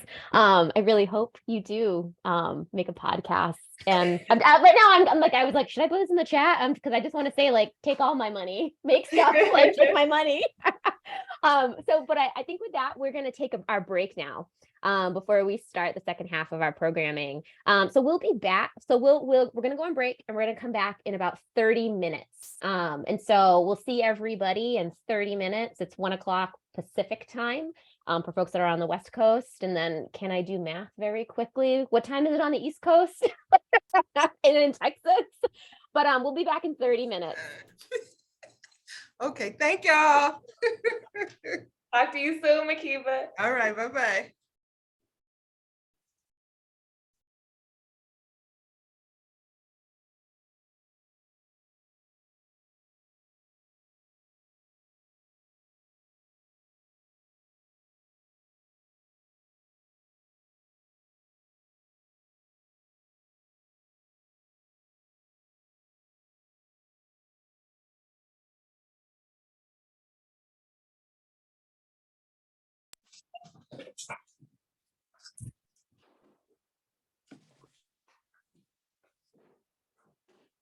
Okay, and we're back and we are recording. Okay, we're at 1 o'clock. Awesome. Well, now we begin the second half of today's and the final half of today's programming. And I'd like to introduce Danielle Miracle. Okay. So Diane works. Diane works too. Diane works too. So Danielle Miracle is the curator of visual materials at Special Collections and Archives here at the University of Oregon Libraries, where she's responsible for the preservation, development, and long-term management of visual collections. She's curated numerous exhibitions and has led multiple grant initiatives in partnership with peer institutions. Prior to joining the University of Oregon, Danielle worked at Cornell University Library as the Director of Digital Consulting and Production Services and at the New York Public Library as a digital photographer. She's conducted workshops, multiple workshops in digital production, preservation, and workflow management, and has presented internationally and nationally at about various digital scholarship initiatives. She also teaches an annual class at the University of Oregon within the art department on the intersections of art and archives. She holds an MFA in photography from Syracuse University and a BFA from the University of Georgia. Danielle, mic is yours. Thank you so much. Let me go on ahead and share my screen. Let's see if I'm going to be in the right mode. And then let me play from start. Okay. Can you guys see that okay? Is that a yes? Yes, looks great. Okay. Okay, awesome. That sounds great. Well, thanks so much. I want to just start real briefly by saying thank you so much to Ty and Teresa at Don't Shoot and Tiffany at Holding Contemporary for being available and willing to collaborate with us and really just their generosity. It's just been such a privilege and a pleasure to work with them on both the organization of this event as well as the exhibition that's currently up at Knight Library. So I just want to say thank you very much. It's just been an extraordinary experience. So today's talk, we're going to sort of pivot a little bit. It's kind of like what Sierra did yesterday. This will be the sort of more, practical information that you'll get from this plenary. So what I plan to do is, hold on, I just need to minimize something on Zoom real quick. Really briefly go over the history and the context of the archive, but then, to dovetail with Sierra's workshop yesterday, go over some preservation basics. And this is more from like the archivist perspective of like, okay, what are best practices? How can you start this kind of from the ground up? And then it's going to finish up with some consideration for both those working inside and outside of the archive.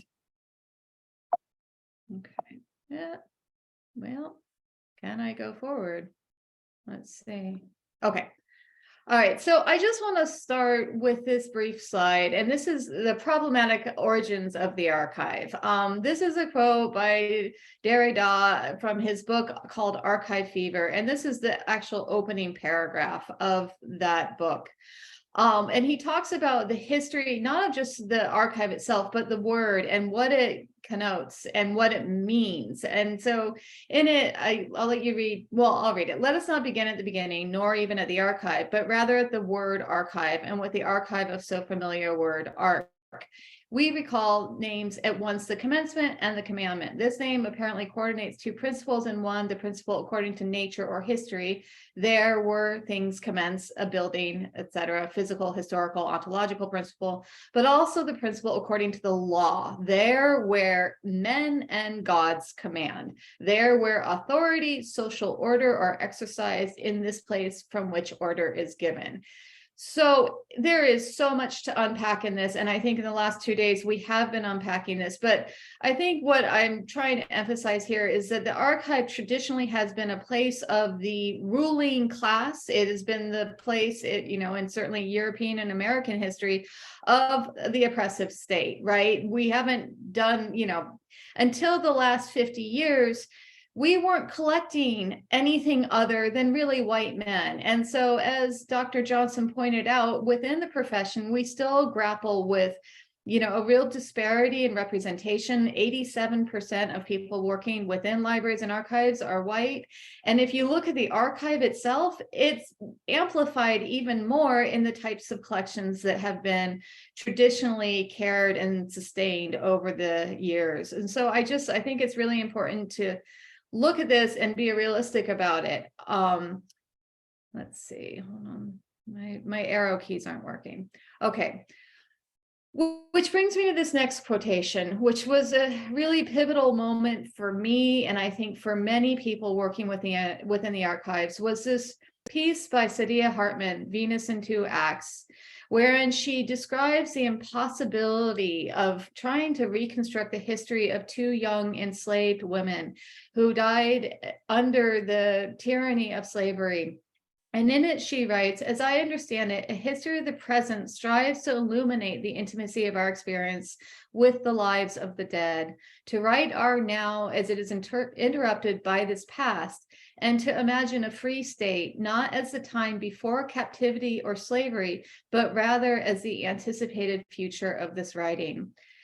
And this, this quote has always stood out for me. And part of the amazing thing about working with Don't Shoot on this exhibition has been that I feel like this quote is realized in their work. And so I'm just going to show two installation shots from the exhibition as it was going up. And so on this panel, you have the evidence, the archival evidence of systemic oppression on the wall, right? And then the brilliance of Don't Shoot is that they then overlay their activist work and their labor on top of this, and it becomes this beautiful counterbalance. It's not ignoring our past, right? It is actually directly speaking to it. And so this is, I feel like after so much inspiration of listening to people, you know, the speakers this morning, oh my gosh, there's so much joy and energy and just real labor around that work. Sierra's work yesterday, she's doing the same thing. And I just feel like it's so important to emphasize how important this work is for all of us to broaden the depth of our narrative and our understanding of our history. So now I'm going to move into sort of the more step-by-step practical approach of how you want to tackle your own preservation of your archive. And this is oriented both towards the individual. You could be a social justice group.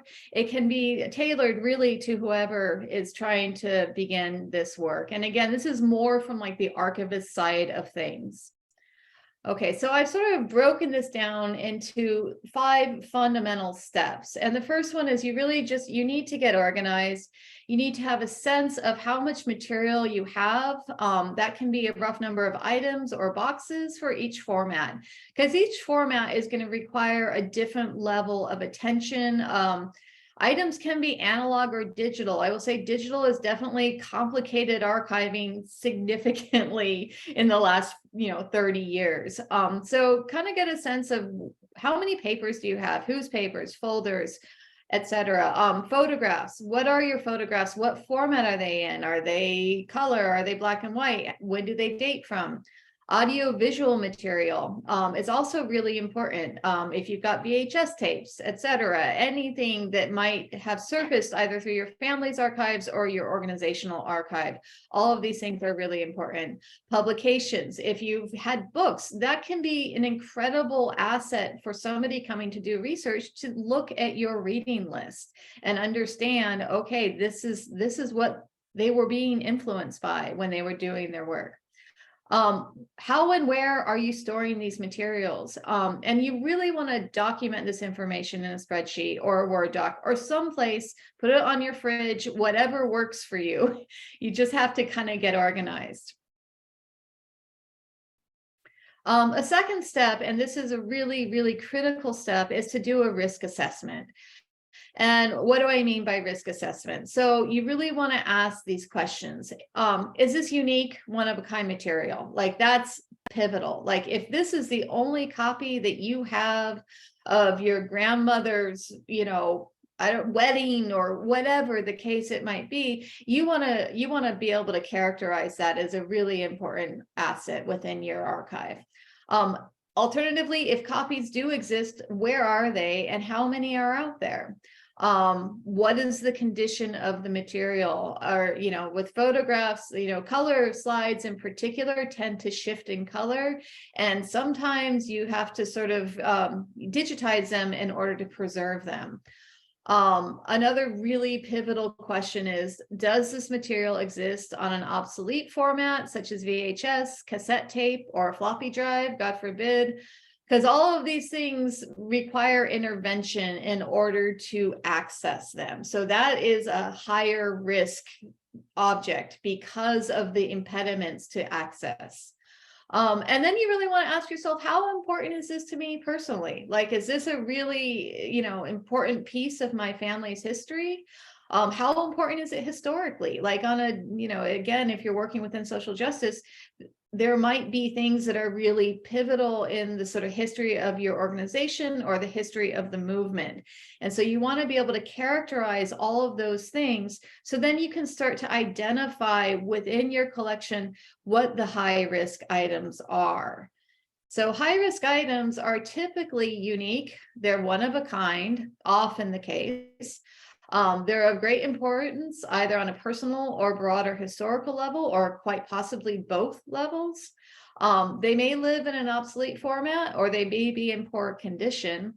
And so you have to recognize too, in doing this work, not everything can be saved. And so often with that in mind, you might want to tackle your high risk items first. So high risk is both of importance, great, value, and a high risk object, right? In terms of the technology that you might need to access it, in terms of the various impediments that might present themselves in terms of preservation. Just, if there are any questions along the way, feel free to interrupt me. I can kind of get going on this stuff. I'll say born digital material often presents a higher risk, and I'll talk a little bit about why that is. Risks of digital content are actually really significant, and that's because of file format or media obsolescence. So speaking from the media perspective, how many of you can't access that thing that you wrote and saved to a floppy drive? If you're of a younger generation, then maybe you're not dealing with this. But I know personally, like most of my college work, I can't access anymore unless I take it to somebody to digitize it, to transfer it. File formats change all the time too, right? There are different proprietary formats, there are different proprietary softwares that will create these things that then, God forbid, that entity go out of business, because then you can no longer get to it.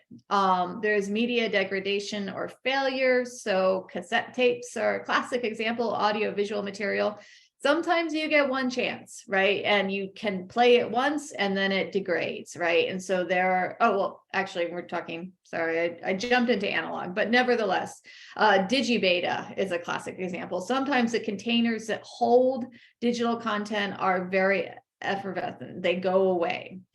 Sometimes there's insufficient descriptive data, so you don't necessarily know what it is. How many people have experienced not being able to find something? And as somebody who has worked in this field for 25 years, I still can't find things sometimes, no matter how organized I might think I am. There's often insufficient control. Your IP or your copyright. Sometimes if things live in the cloud, it's questionable whether or not you still hold the copyright. Typically, I think you should, but it gets sketchy out there, right? Especially within social media world. Authenticity and provenance is not always clear. Version controls, that's a classic. You've got, 10 versions of something you've worked on. I worked on a piece a year ago and I literally have like 40 versions of it. And so that can be really challenging. And then, of course, there are natural disasters, and that, is the same risk that presents itself with analog material, which is, obviously increasingly we're all facing, huge impacts from climate change. There's flooding, there's overheating, there's all sorts of things that we are contending with, but this affects both the digital and the analog world.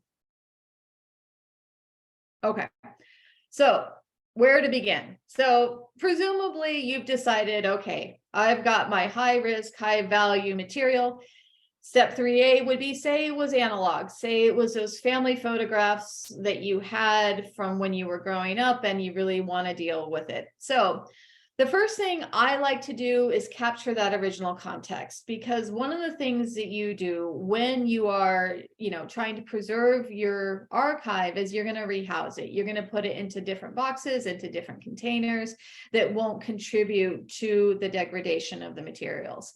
So I think it's really important, though, to capture the original context. In an earlier discussion on the chat, I noticed somebody talking about, the scrapbooks with the glued in photographs and that sort of thing. And yes, that can be wildly problematic, but that order in which things exist is often significant. So you don't necessarily want to lose that original intention behind the organization of your material. So I like to either photograph things, record it, depends on what you're working with. If you're working with a scrapbook that's got full of acid paper and your photographs are going, photograph the album first, so that way you know the original order and the original context and you have a record of that, but then you can go through the process of reboxing into acid-free containers and things like that.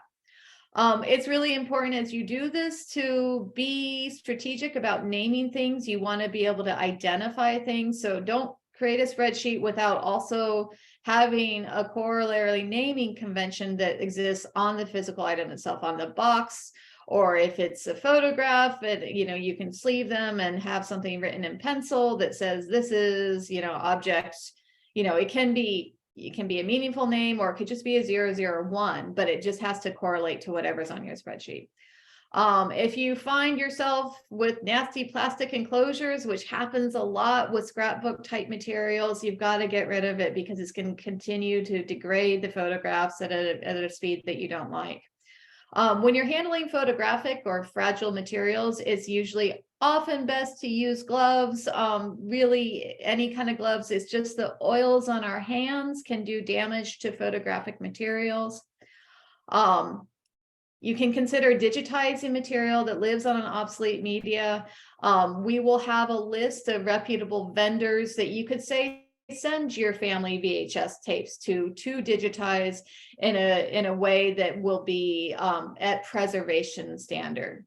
And you want to consider digitizing non-obsolete materials as a preservation method to share with others, right? So if you've got photographs that are shifting in color, you can digitize them and sort of recapture the essence of the original. And then it also enables you to share more broadly with the rest of the world.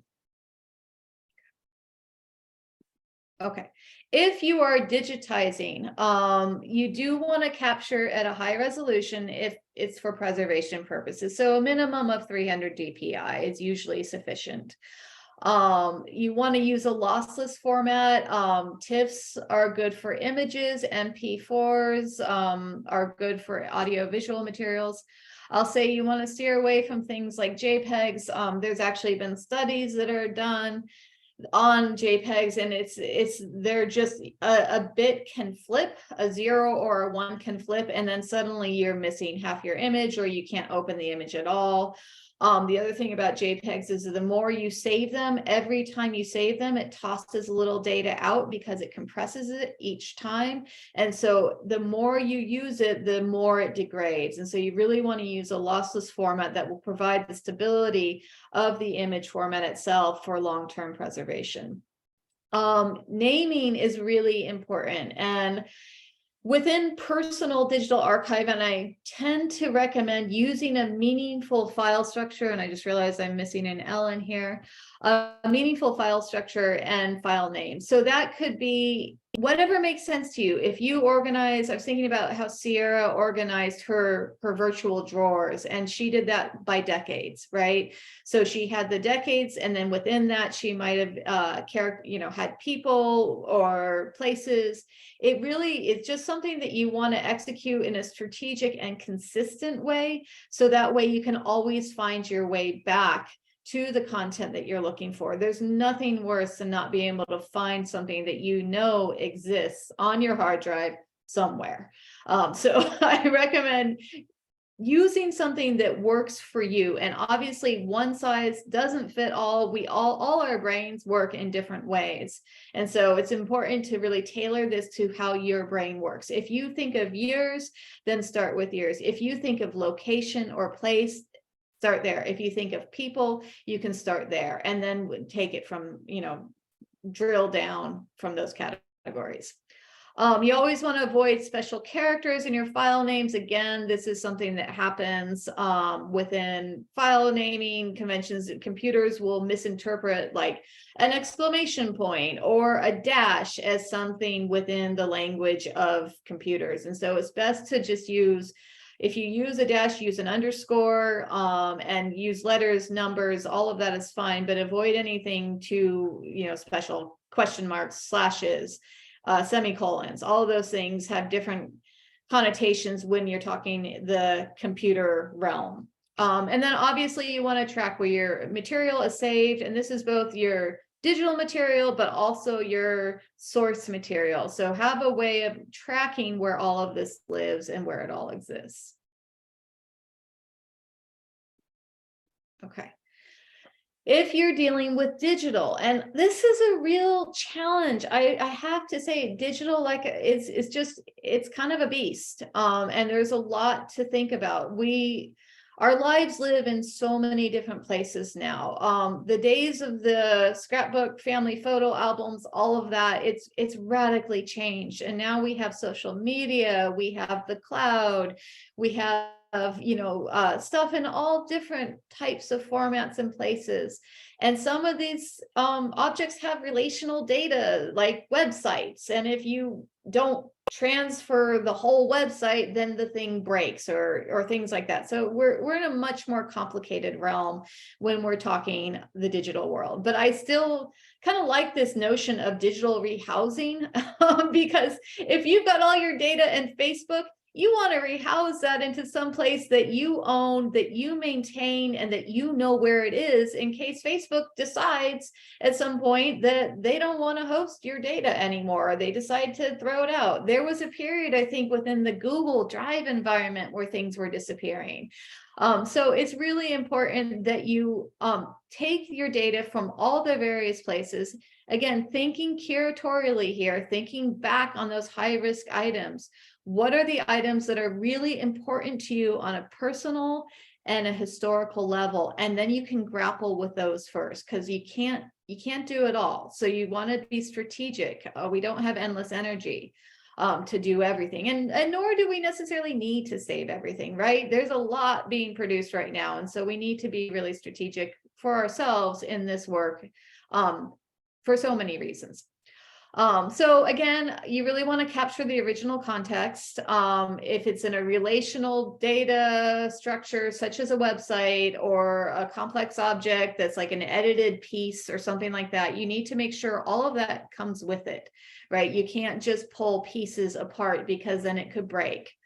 If you've got stuff that lives only in the cloud, you're going to want to bring it down. You're going to want to download it and then migrate. A lot of things are now captured only as JPEGs, or I think iPhones capture in some HREI format, which I don't even know what that means. And you have to you have to migrate that because you can't open it any other place but Apple. And so that's maddening, right? So you want to get it into a stable, universal format that you can use in perpetuity. Generally speaking, yes, file formats change, but the bigger the boat, so the more people who use these standards, such as TIFF, which is the whole archival community uses, the less likely it is to go obsolete. So you can kind of there are lots of resources, and on the website, we will be, like I said, creating a resource page for all of this information so that you can do this work yourself. Generally speaking, with digital data, you want 3 copies at least for preservation purposes. And I will add with geographical redundancy. If you've got 3 copies and they all are in your living room and there's some sort of fire or something happens, then they're all gone, right? And so the ideal thing is to have maybe 1 in the cloud, 1 on a hard drive in your office, and 1 at home. If you don't have an office, just think of different places that you can house your materials to make sure that you've got multiple copies. So that if there is a natural disaster, or if there is something that happens in the cloud, you have the data somewhere else. A few notes around that is that external drives, I remember when I was back at Cornell, talking with some folks from the British Library who were really deep in audio preservation, and they finally ran a test to see how long the average external drive lives. And what they found is the average lifespan is about 3 years. So that's actually not very long, right? And so you have to make sure that with your external drives, you are migrating those with some regularity so that you don't lose all your data. It's wildly expensive to recover data off of external drives. I remember working with a professor, an anthropologist, and she had all of her data on one external drive and it died. And so we had to send it away. And I think it was like $1,500 for them to get as much data off of that drive that had died as was possible. So you really want to be careful about relying too heavily on one form of technology. External drives are great. I'm a huge advocate of them, but you got to make sure that you're constantly refreshing them on a schedule. With cloud vendors, again, I feel like cloud vendors are amazing, and there's so much that is, there's so much good to be said about them, but you also have to make sure you need to read the fine print. And I haven't gotten too deep into this personally, but you want to make sure you retain ownership of your data. And especially for working with, like, in a social justice world, you want to make sure that, the police can't come subpoena your data off of a cloud vended solution, right? And so it's really advisable, generally don't store sensitive data in the cloud. And this can, like I said, include social justice and protest work. And you want to sort of be careful around that. I mean, we all know not to put social security numbers up in the cloud, but there are other things that we want to be mindful about, especially within certain arenas. Okay. Consider your storage environment. I think Rachel spoke about this. Get it out of the attic, get it out of the basement. Materials prefer cool, dry environments, right? You need an environment that is as cool, dry, and ideally stable. And so if you've got an area that's like super great in summer, but has this radical temperature fluctuation that can happen from day to night or something like that, often materials are more susceptible to degradation because of radical temperature fluctuations than they are from an elevated temperature an extended period of time. So, when you're like going, radically high or radically low, that can really speed up the degradation of your materials. So generally speaking, if you find a place in your house, probably not south facing, right? You want it on the north side of your house because the south is going to bring, the light in and all of that. You want it to be free from direct sunlight. Obviously, if you've reboxed everything, it probably is. You want it to be dry and free of mold.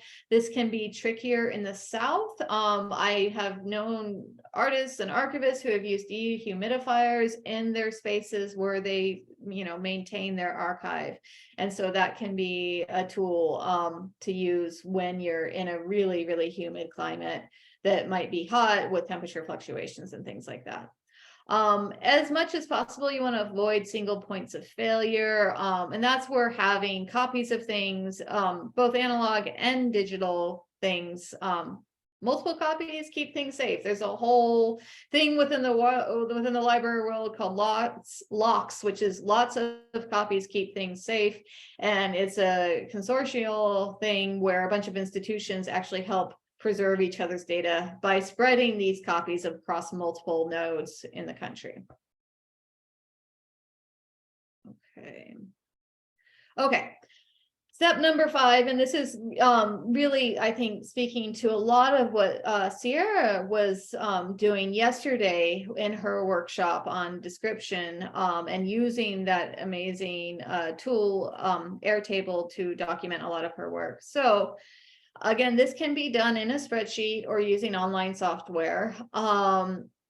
You want to be capturing the important information to you. And most typically that's going to be your who, what, when, and where, and why. Maybe not so much the why, but you want to be able to identify who is represented in an image, if there is somebody in an image, if it's a portrait type thing.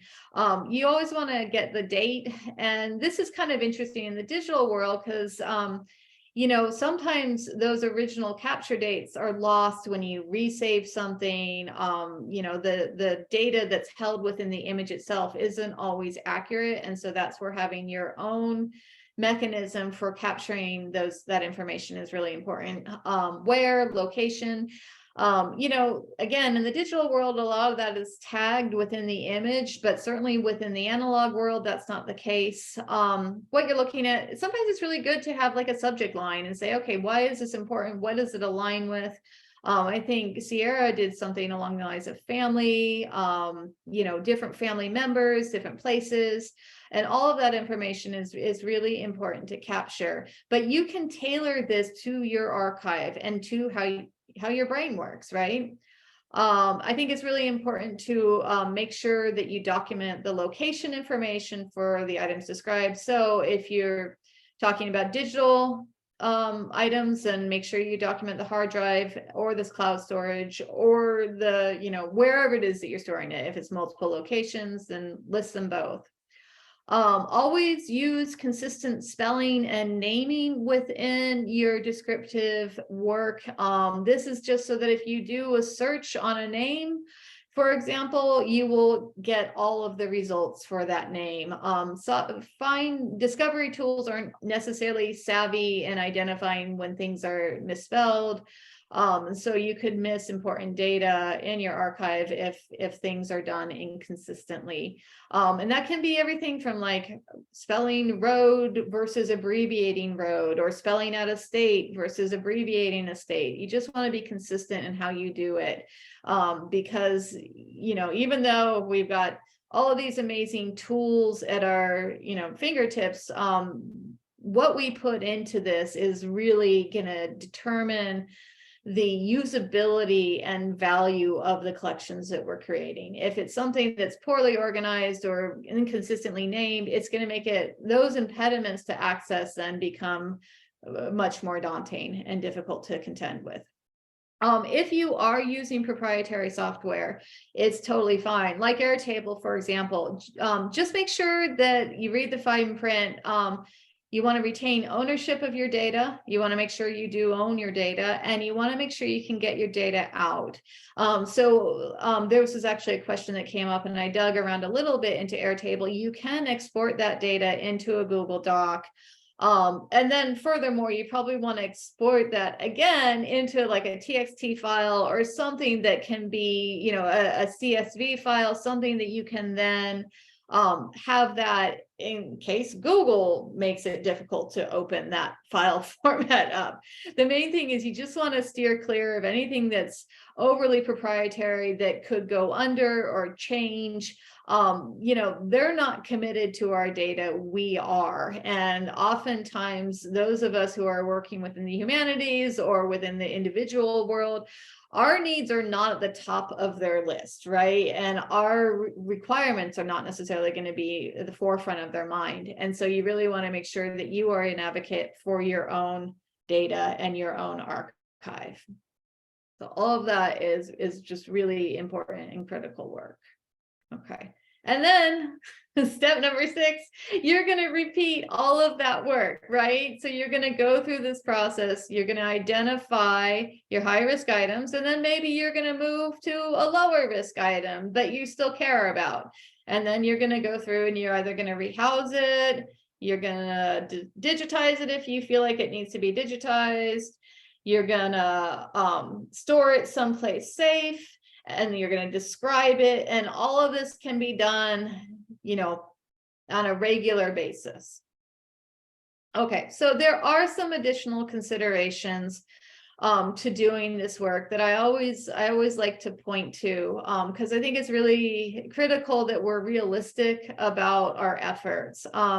Certainly with working with an archive, family archives, you know, social justice archives, we are often dealing with trauma, right? I don't know any family who doesn't have some trauma in it, quite honestly. And so you have to recognize that this can be daunting work. It can be joyful work. It can be really enriching, life-changing work, but it is work nonetheless, right? And so you want to be really, you know, you want to set realistic goals for yourself, and you want to take the time that it takes, and you want to be kind around it. You want to make sure that you're giving yourself the space to process whatever it is that you're working with. And then be strategic. Like you can create a plan. Once you sort of get a lay of the land, then you can start to establish what a plan will look like for yourself, right? This has to be tailored to you. Nobody else is doing this work. Nobody knows how your brain works. And so you really want to make sure that you don't set unrealistic goals based on what you think you should be doing, right? And that's where curation is also really important. If you just save your high risk, high value items, that is huge. That might be enough, right? You really want to just make sure that you are cognizant of that. And make a plan, stick with it. Sometimes I encourage people to write their plan out, to actually print it out on paper as a reminder to what they're doing. I will tell you, I have 5 boxes of family photos in my dry basement. And I have to deal with them in very small doses because I don't have a lot of time. I'm a mom, I'm a caretaker, blah, blah, blah. And so for me, it's a very, very slow process. If you have a lot of time on your hand, then you might be able to be more ambitious about this work. Okay. All right. I want to say a few things about if you're considering donating or selling your collection to an institution. This is just some things that I've been thinking about a lot, both from the curatorial perspective, but also as Dr. Johnson was saying yesterday, like, I think the end game of everything needs to be preservation, right? But I think it's important if you are considering, or if you're approached by somebody who would like your collection in the archive, these are some questions that I encourage donors to ponder before they start, before they gift their materials or before they sell their materials. So, it's really important that you consider what the archive's access policies are. I'll say most archives really strive to be available and open, right? And so I think the field in general has democratic access in mind, but if you've got really sensitive data that you don't necessarily want accessed by the world, then that might be something that you need to ponder, right? Or maybe it's not extensive enough. Like I don't know how often this is the case, but there can be barriers to access. And I think that is something that I've heard repeated throughout these 2 days. I think Sierra was talking about, artists would love to use archives, they just need access to them. And sometimes that access policy isn't always clear. So you really want to consider how the archive is availing this material, how is it discovered, and who are the primary users of that repository. It's possible that an institution approaches you and wants your personal papers or your mother's papers, but the primary users of the repository in a private institution, that might be a very privileged set of users, right? And maybe you want your material available to different users, right? So I mean, that actually segues into how easily accessed is the archive by a wide demographic of people, right? Where is it located geographically? Is it within a city, or will people have to fly or take a train or drive to get to the archive? So, those are all really important considerations. Another thing I'll say, within the archival world, I think we all as a profession try and have our collection area strengths. So for example, at the University of Oregon, our collection area strength is for example, is feminist science fiction, right? And so as such, we have had, starting with the Ursula Le Guin papers, we have all these other really significant female science fiction writers who are either gifting their collections to us or selling their collections to us. And it creates a hub, right? It creates a hub of activity that, say somebody's coming to study Ursula Le Guin, well, look at these 5 other collections by these writers you maybe have never heard of. And then it just increases the discoverability of your material significantly. So just, make sure that wherever you're considering giving your materials or selling your materials to, that it's housed in an appropriate archive, right? I think it's also important to talk to more than one institution. I mean, you certainly, if you talk with someone and you immediately hit it off with them and you guys are speaking the same language, that's a beautiful thing. And I think that's really a great thing when that happens, but it doesn't always happen. Sometimes you want more control over your materials than an institution is willing to give. And so that was, for those of you who were in this morning's talk, one of my questions for Makiba and Rachel was, how do we change these policies, right? Like, so that we can be more inclusive to folks who are still living and want to have a say in the processing and arrangement of their materials. So that's where it's really helpful to talk to more than one institution. Like I said, most institutions are really doing their best and they're trying to be inclusive. And it's possible that they're just so short-staffed that there isn't bandwidth to do that. So if that's the case, then you need to know that if you want to be more involved. So I kind of wanted to put that out for those of you who might be considering where their collection might live in perpetuity when the family's no longer caring for it, or when you pass on, or when when your organization decides to close. Like, these are all really important considerations. Okay. And then lastly, I just want to say a few words about what I'm learning through this process.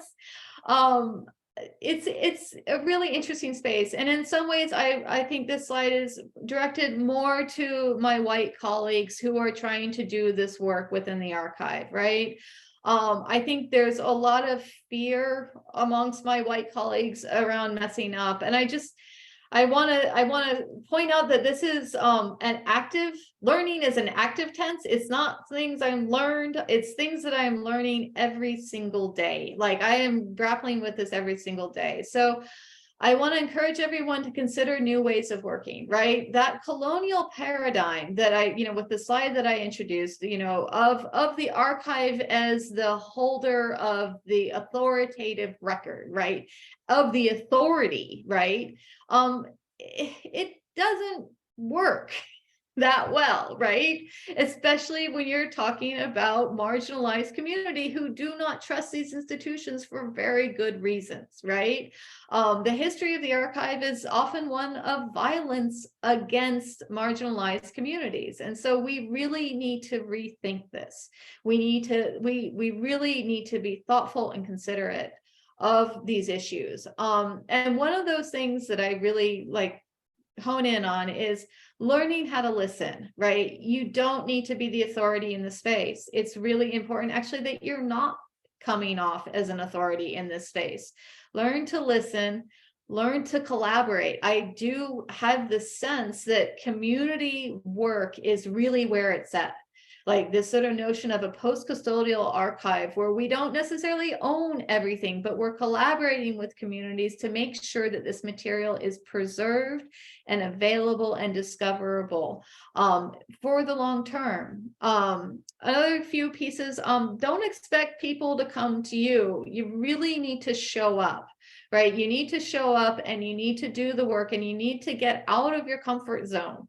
Which brings me to my next point, which is really, it's important to welcome discomfort. And this was something that Dr. Johnson said yesterday in the Q&A that I was so grateful for. That I just felt like, yeah, this is a pivotal moment. Yes, we need to be okay with being uncomfortable. I will tell you, our BIPOC colleagues have been uncomfortable in these spaces for a long time, right? So if we have to suffer some discomfort and fear around making mistakes or not knowing, that's okay. It's really okay. And so it's really important that we be willing to make mistakes, to live the questions. We don't have the answers. I don't know that anybody does. I don't think there's a roadmap for this work. We're living the questions, and I think the answers will surface through the action, right? And then we'll see where it takes us. If you're in a position to collect material, I think it's really important to not assume that material is right for your archive. I know I was on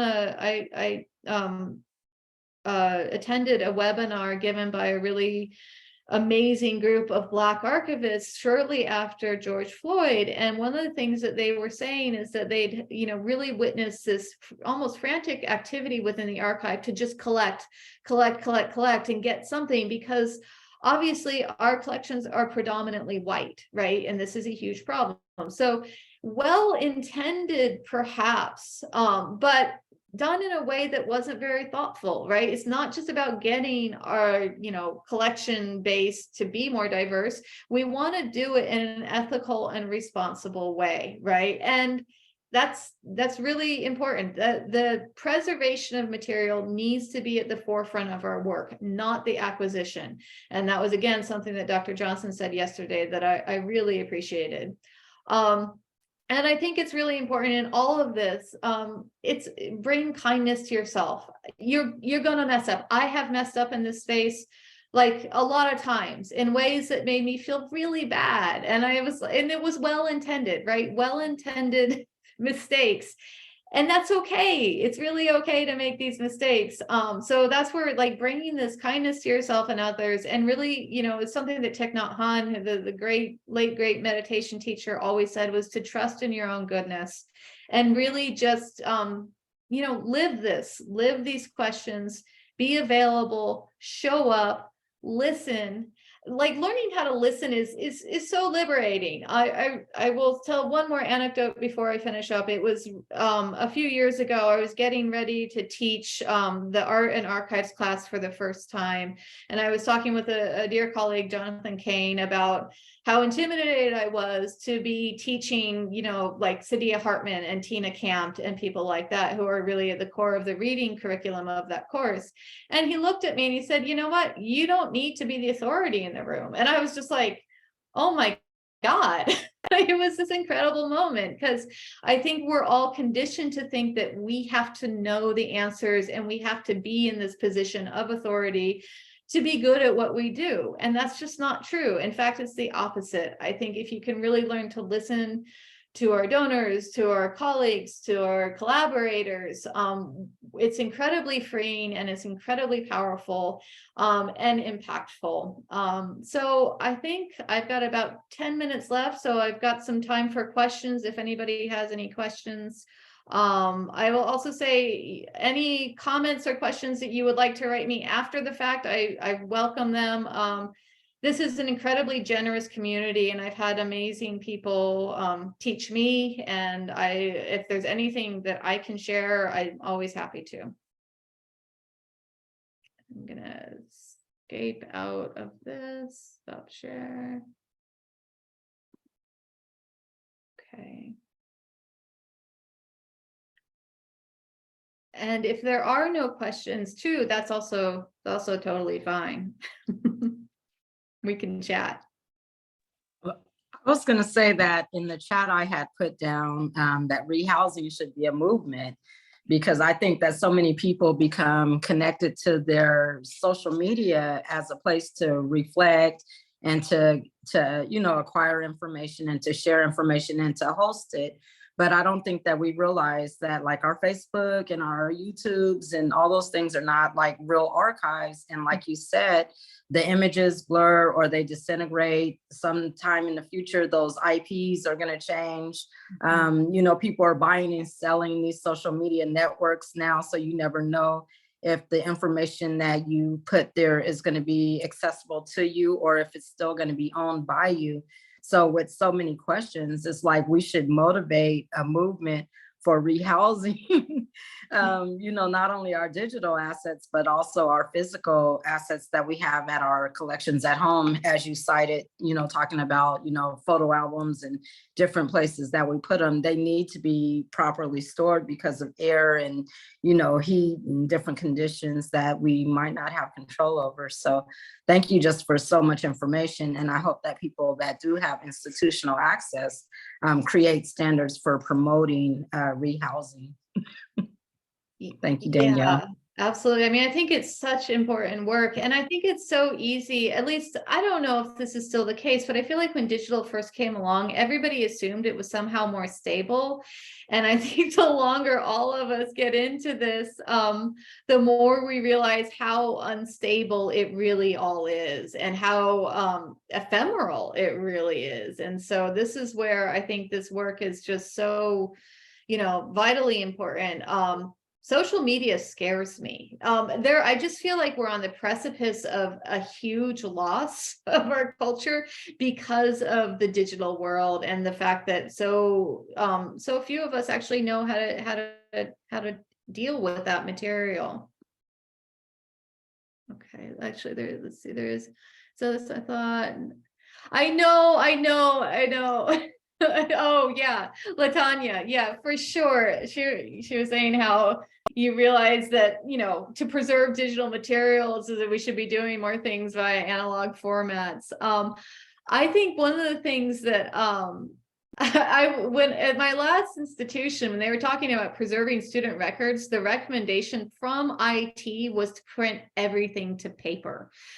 It was the most secure and least expensive thing to do. And I just thought that was hilarious, because it was like, yeah, paper's more stable, right? And so, yeah, I think it's a conundrum. We do live in a digital world now. We really do. I mean, everything we do. Oh, look at Kate just came and said there's a great file format digital preservation guide. That's fantastic. Kate, are you aware of people really working within the preservation of social media and things like that? Yeah, so I mean, primarily a lot of that work has been happening with documenting the now. And so a lot of that work has been like grant funded, is happening with social media. However, a lot of folks aren't aware that with Facebook, like for the US and Canada specifically, people that reside in those countries, there now is an export feature for you to get your data, your photos, and even like chat histories. I did it when I originally deleted my Facebook years ago, because I had so many family photos on there, and it was before I could afford paying for like a yearly subscription to Dropbox. And yeah, so that does exist. If you do like a quick Google search for how do I export stuff from Facebook, the same for Instagram too. Okay, that's what I was wondering. I wasn't sure if Instagram had it, but I knew Facebook did, because a lot of people got out of Facebook once, we realized what Facebook was doing to all of us. There was a quick, so the external drives, at least as of when this data came out like 6 years ago, was around 3 years. So that's not very long. And I can testify to that. I have lost material on external drives, from drives that were really around 4 to 5 years old. And so that is something. Yes, there are free low-cost resources for converting JPEGs into TIFF. What I can do, I'm trying to think of right offhand in terms of what the best shareware is. I will add that to a resource page. I mean, obviously, like Photoshop does it, and you can do it in preview. Like most your computers can do that on preview. But make sure that you want to do it systematically. So I'll put that on a resource page. I'm trying to think if there's something else within. Anybody else have any questions? And again, oh wait, there's a Q&A there. Do you have any? Okay, that was the same thing. And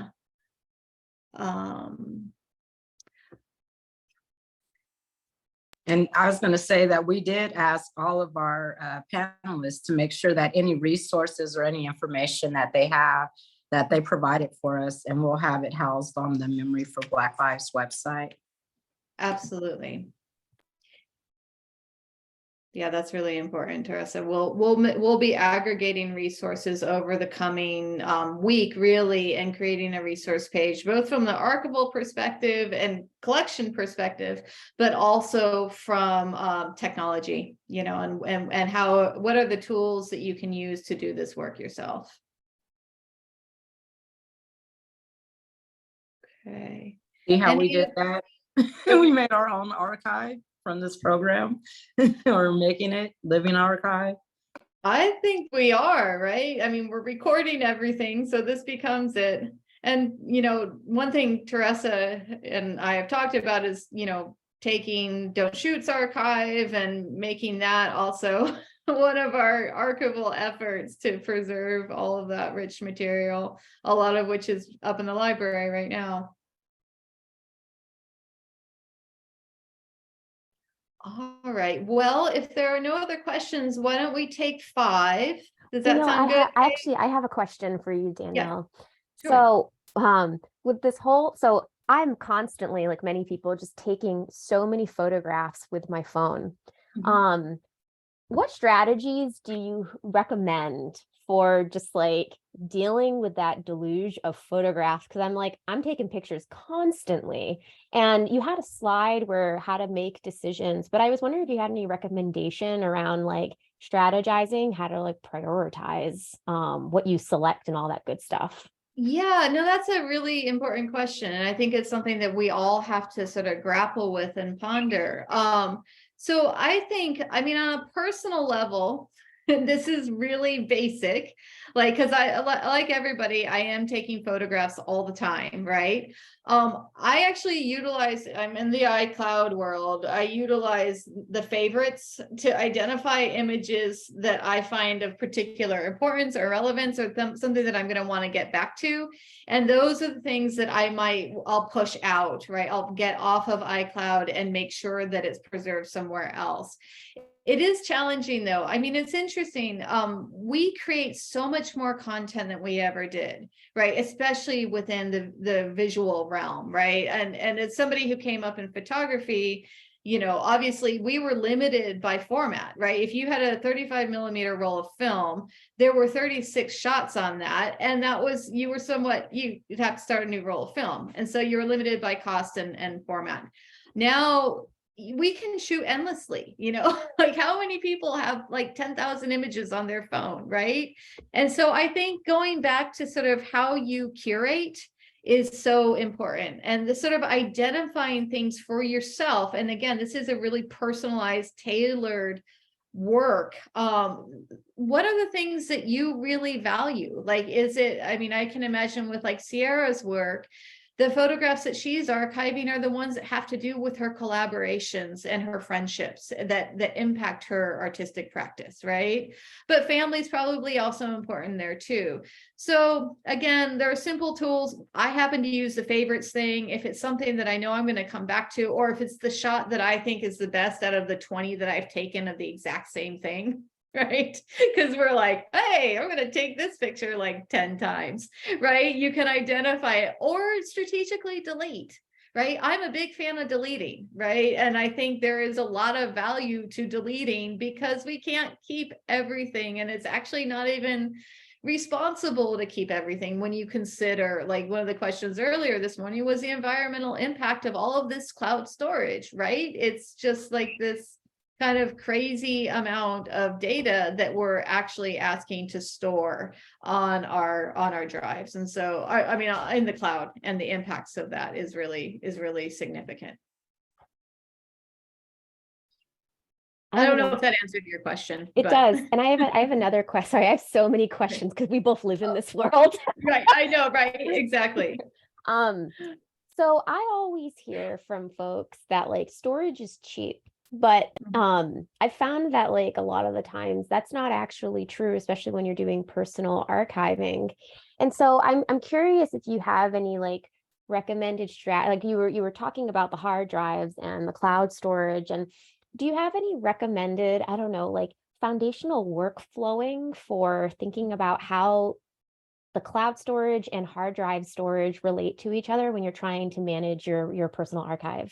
Yeah, it's huge. And it's a lot like in other, honestly, what I just did in 45 minutes, you could do in like a week, right? If you really get into those details, because I kind of flew through it. So yeah, there are workflows that you want to establish. And it's one of those things, there are software solutions that will do it kind of for you, right? You can You can work with a software that will push things to the cloud, and then will make sure that it's also pushed to your hard drive. And there, you can do investigative work around that. There's also the issue of version control, right? Because if you have something that you've worked on your, personal laptop, but then that's not reflected somehow in the cloud, right? There's all sorts of issues that can come. So the short answer is that either you have to be really organized and systematic about the way you do things, or you can work with sort of a service that will help you do this. But by the same token, you always want to have an exit strategy, right? And that's the main thing. I think there are so many great tools out there in the realm of personal digital archiving, and everybody's trying to do it. Like Apple's trying to do it. They'll automatically pull things off your phone into the cloud so it's redundantly stored and things like that. But you have to make sure you have an exit strategy in case that entity no longer hosts your data, or goes away, or changes their policies, or any number of things that can happen. That's one of the issues with technology, is it changes so darn fast, and it's really hard to keep up with. The days of the photo album shoebox under the bed were like infinitely easier, right? The main risk with that was the risk of natural disaster or something like that, or gradual degradation. But honestly, a physical photograph, a printed photograph, to my mind, is much more stable than a digital one. Great, thank you. So we are at the 2 o'clock mark. And does anyone have any other questions for Danielle before we continue? Excellent. Okay. All right. We're Thanks. good. I am going to stop sharing my video, and thanks everyone. I really appreciate your time. And 1 second, because my dog is asking to get on a couch and I don't want her to disturb us. Come on, sweetheart. There we go. Sorry about that. I think Snowden is here now. Yes. Hi, Snowden. You're here. I just want to double check that your audio and your video works before we begin.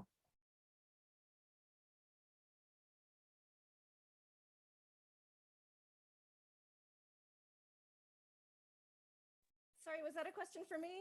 Yes, I was just wondering. Yeah, so you know what? Your audio and your video are working. So beautiful. I'm so glad. I'm so glad.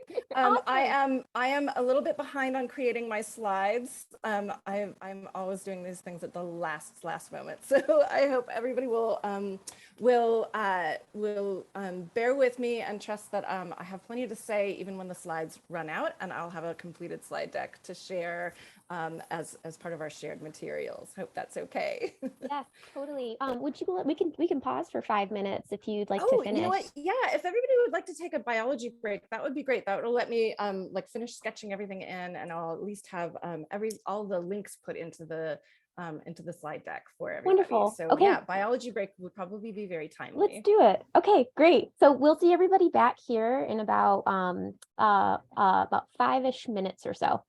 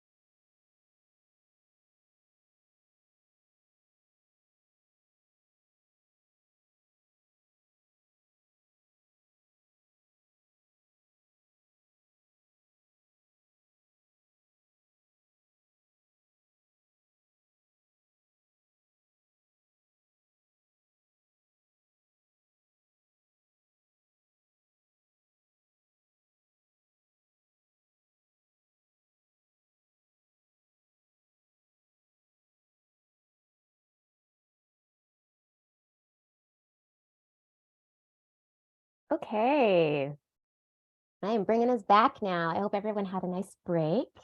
So I would like to introduce our final speaker, Snowden Becker. Snowden Becker holds a BFA in printmaking from the Maryland Institute College of Art, an MLIS from UCLA, and most but not least, of a PhD in information science from the University of Texas at Austin.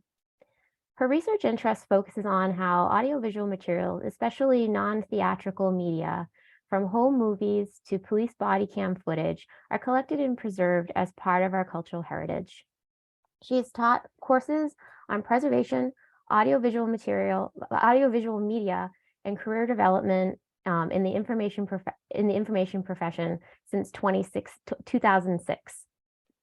From 2012 to 2019, she managed the graduate degree programs in Moving Image Archive Studies and Library and Information Science at UCLA, and she is now a community director of MEDEX Forensics, in addition to working as a consulting archivist and librarian.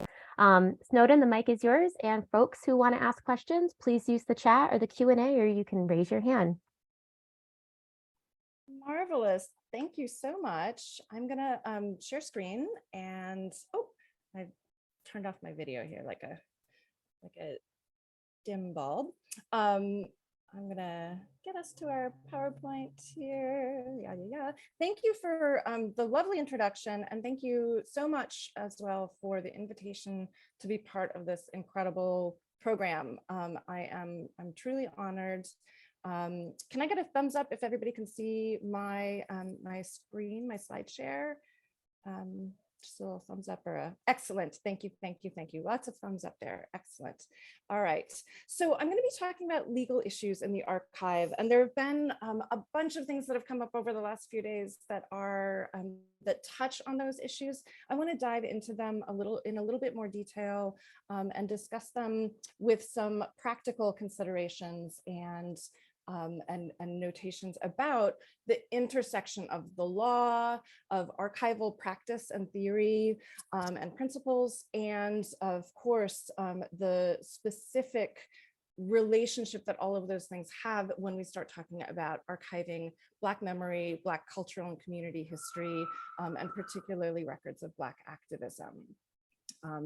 I want, of course, first to emphasize, and I want to keep saying throughout this, I'm not a lawyer. This is not legal advice. However, archivists have to have a lot of competency in many areas of the law in order to best serve their collections and their communities. So I will be speaking from over 20 years of developing competencies with particular respect to audiovisual materials and information in not just the heritage sector, but also the commercial sector. I have done work as a visual research and clearances specialist, working with documentaries, television programs, feature films, and commercials.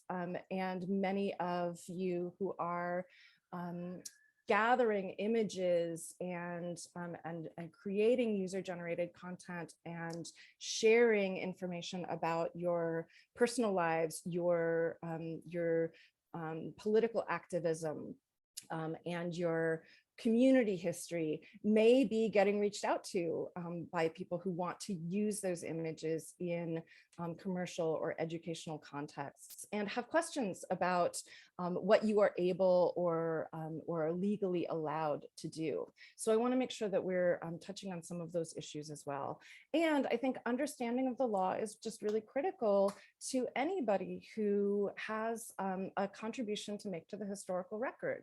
Whether you are a collector, you're buying things, selling things, acquiring things, picking things out of the trash, whether you're the heir to a family story or history or an estate or overseeing collections created by others and taking a stewardship role.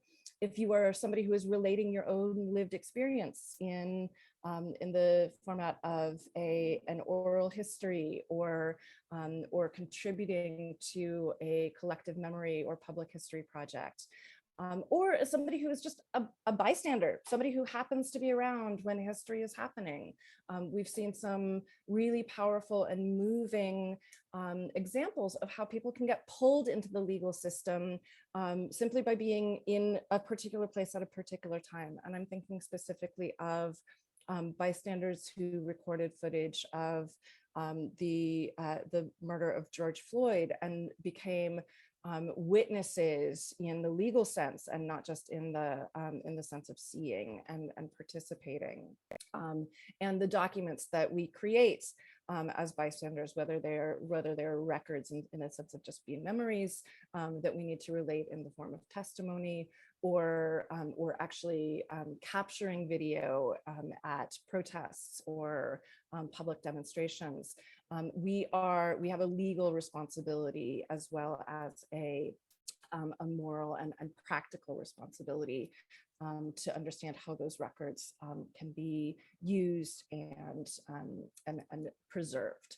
So today I'm going to focus on 4 specific areas of the law and legal scholarship that are of particular relevance to the work that we do in archives and the specific work of archiving Black lives and Black memories.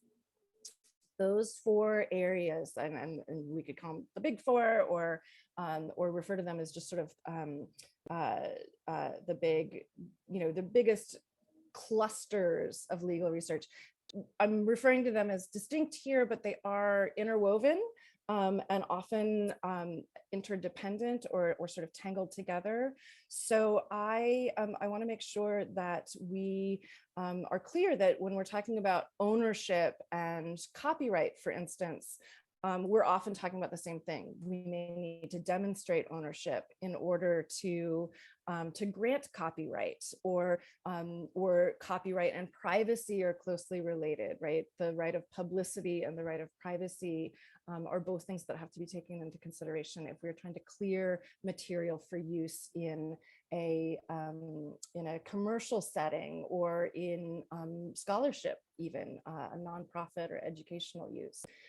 And public records, the legal context for the creation and definition of public records, the role of archives in preserving those public records or making records public, and the mechanisms by which people can access public records that relate to themselves or to other individuals or events of interests.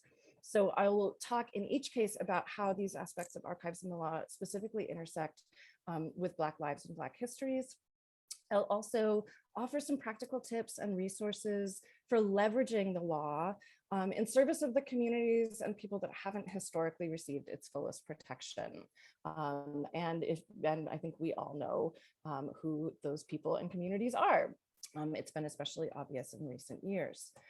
So ownership, getting right into this. Ownership as a concept, we can define as being the relationship to things, the cultural knowledge, data, and information that we prize in our lives, that we need to move through the world or to feel safe or comfortable or well-informed.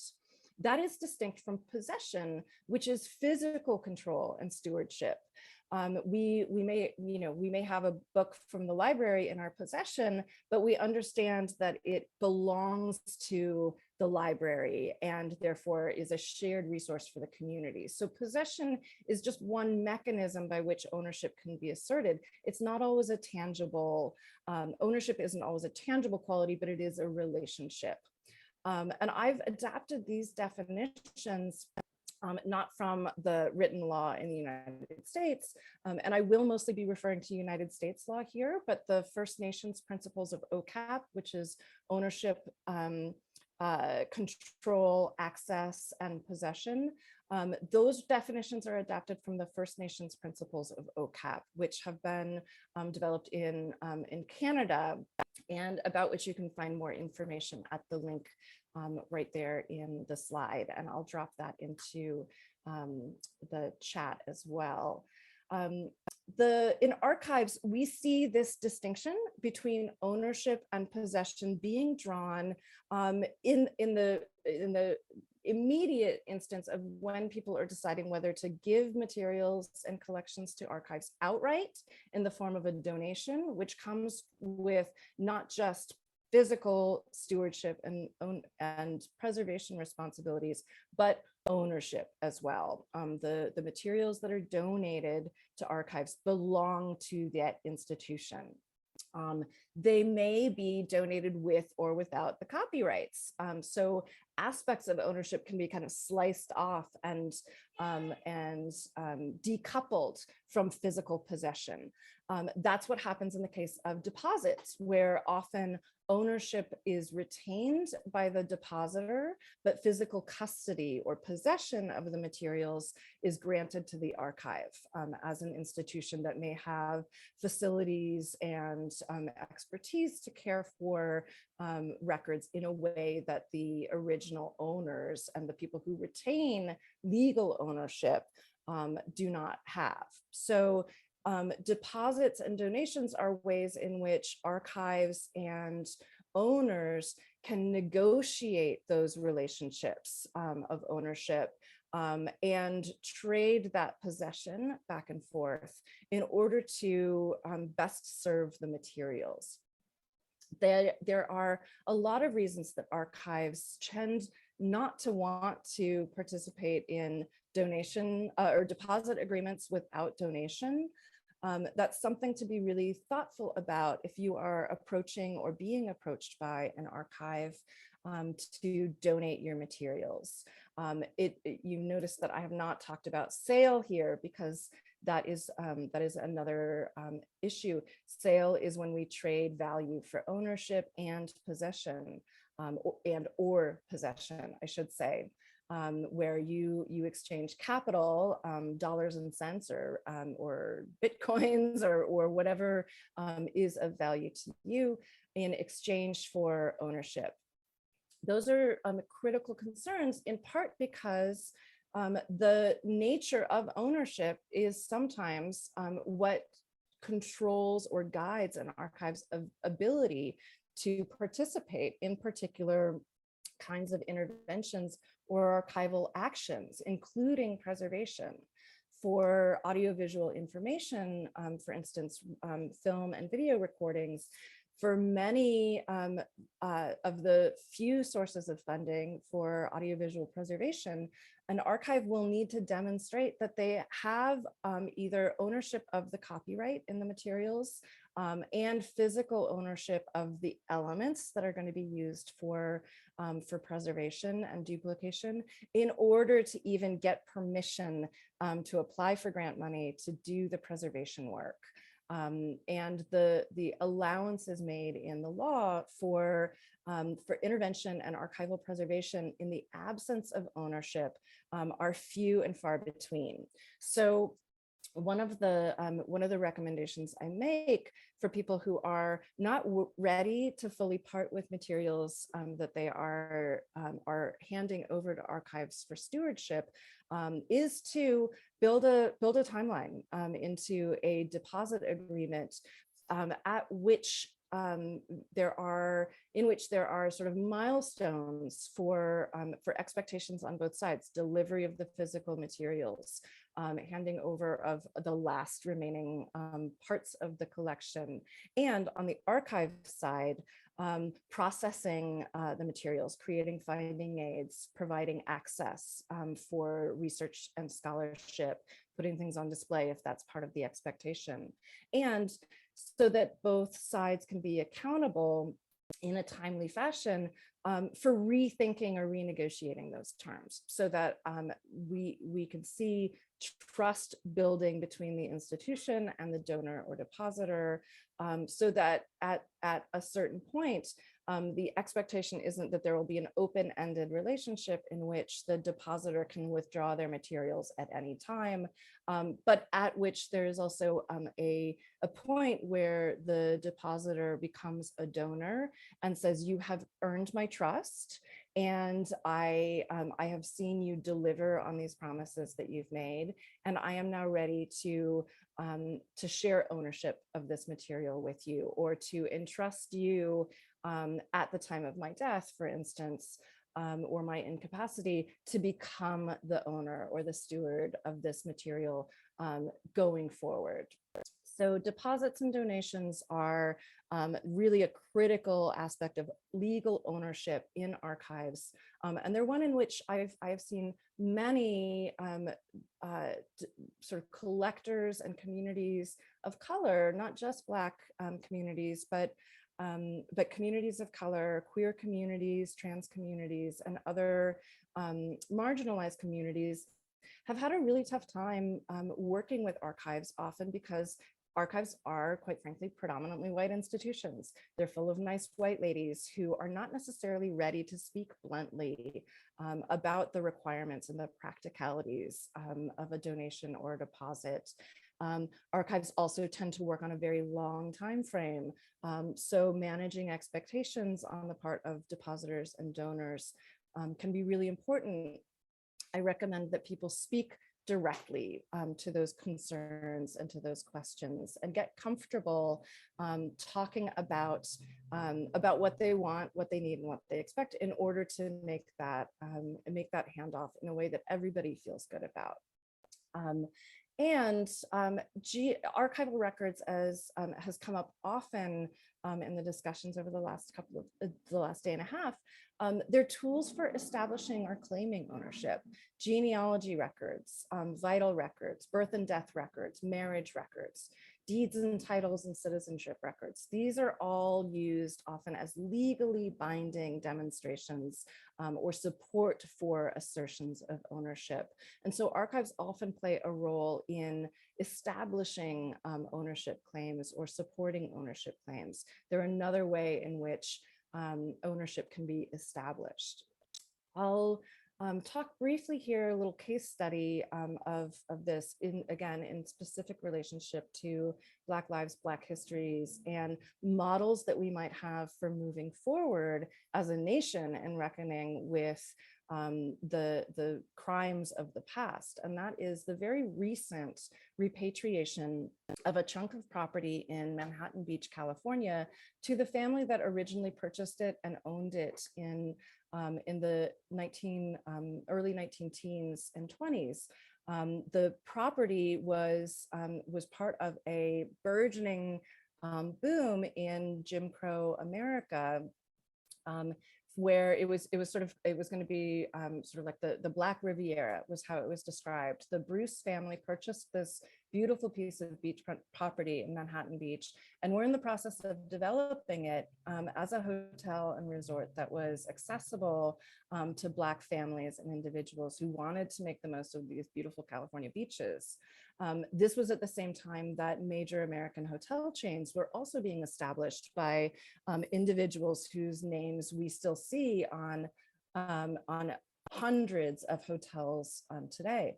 Unfortunately, the County of Los Angeles illegally asserted eminent domain over that property. People can't have nice things. And so the city and County of Los Angeles perpetrated a major real estate crime and appropriated that piece of property from the Bruce family through means that were discussed at the time as being inappropriate. And it was very clear that the fix was in, and the Bruce family tried to fight City Hall and just couldn't win. So this has been a known injustice in the Los Angeles community for a long time. It was finally recognized through the establishment of a historical plaque on Bruce's Beach in 2007. But fortunately, the Bruce family and advocates and people who are part of the movement to undo historical wrongs and model new ideas about reparations for the racist past of America, saw this as a really, really marvelous case, really ironclad case to make for the repatriation of land. So the Los Angeles County created a historical subcommittee that was charged with verifying facts and clarifying folklore, which I think is a really great, a great phrase, around the events of condemnation proceedings in the 1920s that led to the seizure via eminent domain of the land that became public beach. And the report, it makes for very, very interesting reading. They really delved deeply into not just the sort of government records, property deeds, plat maps, government records, but also the Black press and family histories, legends, and community stories about what it was like before and after the seizure of that property. And scholarship as well from the 1950s and the 1990s and the early 2000s. So they relied on a host of records. It's very, very interesting reading. And I'm happy to say that this summer, the plot of land was returned to the Bruce family, that the county and legal representatives for the Bruce family worked together to create a really ironclad transfer of property agreement that wouldn't be subject to future challenges. In fact, there were challenges to the county's movement to reinstate ownership of that piece of property to the Bruce family, which that's so not a good look. I can't even really, I've read the legal briefs of those challenges, and I really can't imagine that somebody would go on the record as having those opinions or fighting that fight. But there you go. Those also are public record and available to read. And I think a compelling testimony to the continuing difficulties faced by Black activists in fighting for what's right. Fortunately, everybody involved in the repatriation effort on both the city council side, the county governance side, and the Bruce family side understand that this was a milestone case, and they were writing and working with an eye towards posterity. They know that what they are doing with this transfer of property is a model for future efforts nationwide to repatriate property and participate in non-cash based forms of reparations. So I can't recommend this case highly enough as an example of historical records coming into play in the demonstration of property ownership claims. I also want to call out, as the Historical Commission did, the nature of historical records as fundamentally incomplete. As individuals, we are all working at best with half of history, right? We only know our side of our lived experience. We don't necessarily know what things look like from outside. And for anybody who's ever been interviewed for a newspaper story or heard somebody else relate an anecdote that they were a witness to, we know that half history that we have is subject to debate.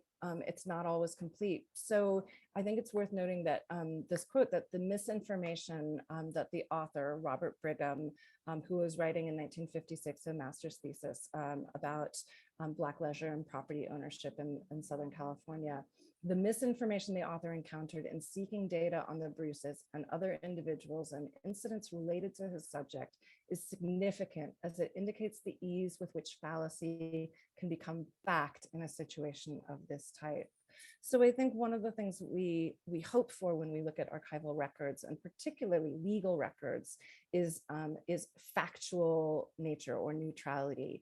I think it's really, really important to remember that that those records are fallible, that they are non-neutral, that they are created by people in positions of power often, and that they are subject to gaps, absences, and incompleteness that's really important for us to bear in mind, even as we still have to put our faith in those records and their power to accomplish things for us. So leveraging those records while still recognizing their incompleteness or their incommensurability with things like the relationship that ownership implies. I want to draw our attention to the idea that legal definitions of ownership, ownership that's established through transactions like purchases or gifts from the government, that those deny other ways of owning or other ways of knowing ownership. They make it very, very hard to sustain traditional methods of ownership, such as community ownership or shared responsibility, traditional knowledge, or even things like fan communities, collective ownership of things. At some point, you may be the creator of something that becomes wildly popular. And whether you're a movie studio or an author, you have to acknowledge that publication and sharing your creation with something is giving a little bit of its ownership away. People will ideally connect with your creation, and that creates a sense of ownership. So another way in which ownership in a non-legal sense intersects with Black lives and representation, especially in the cultural and historical record.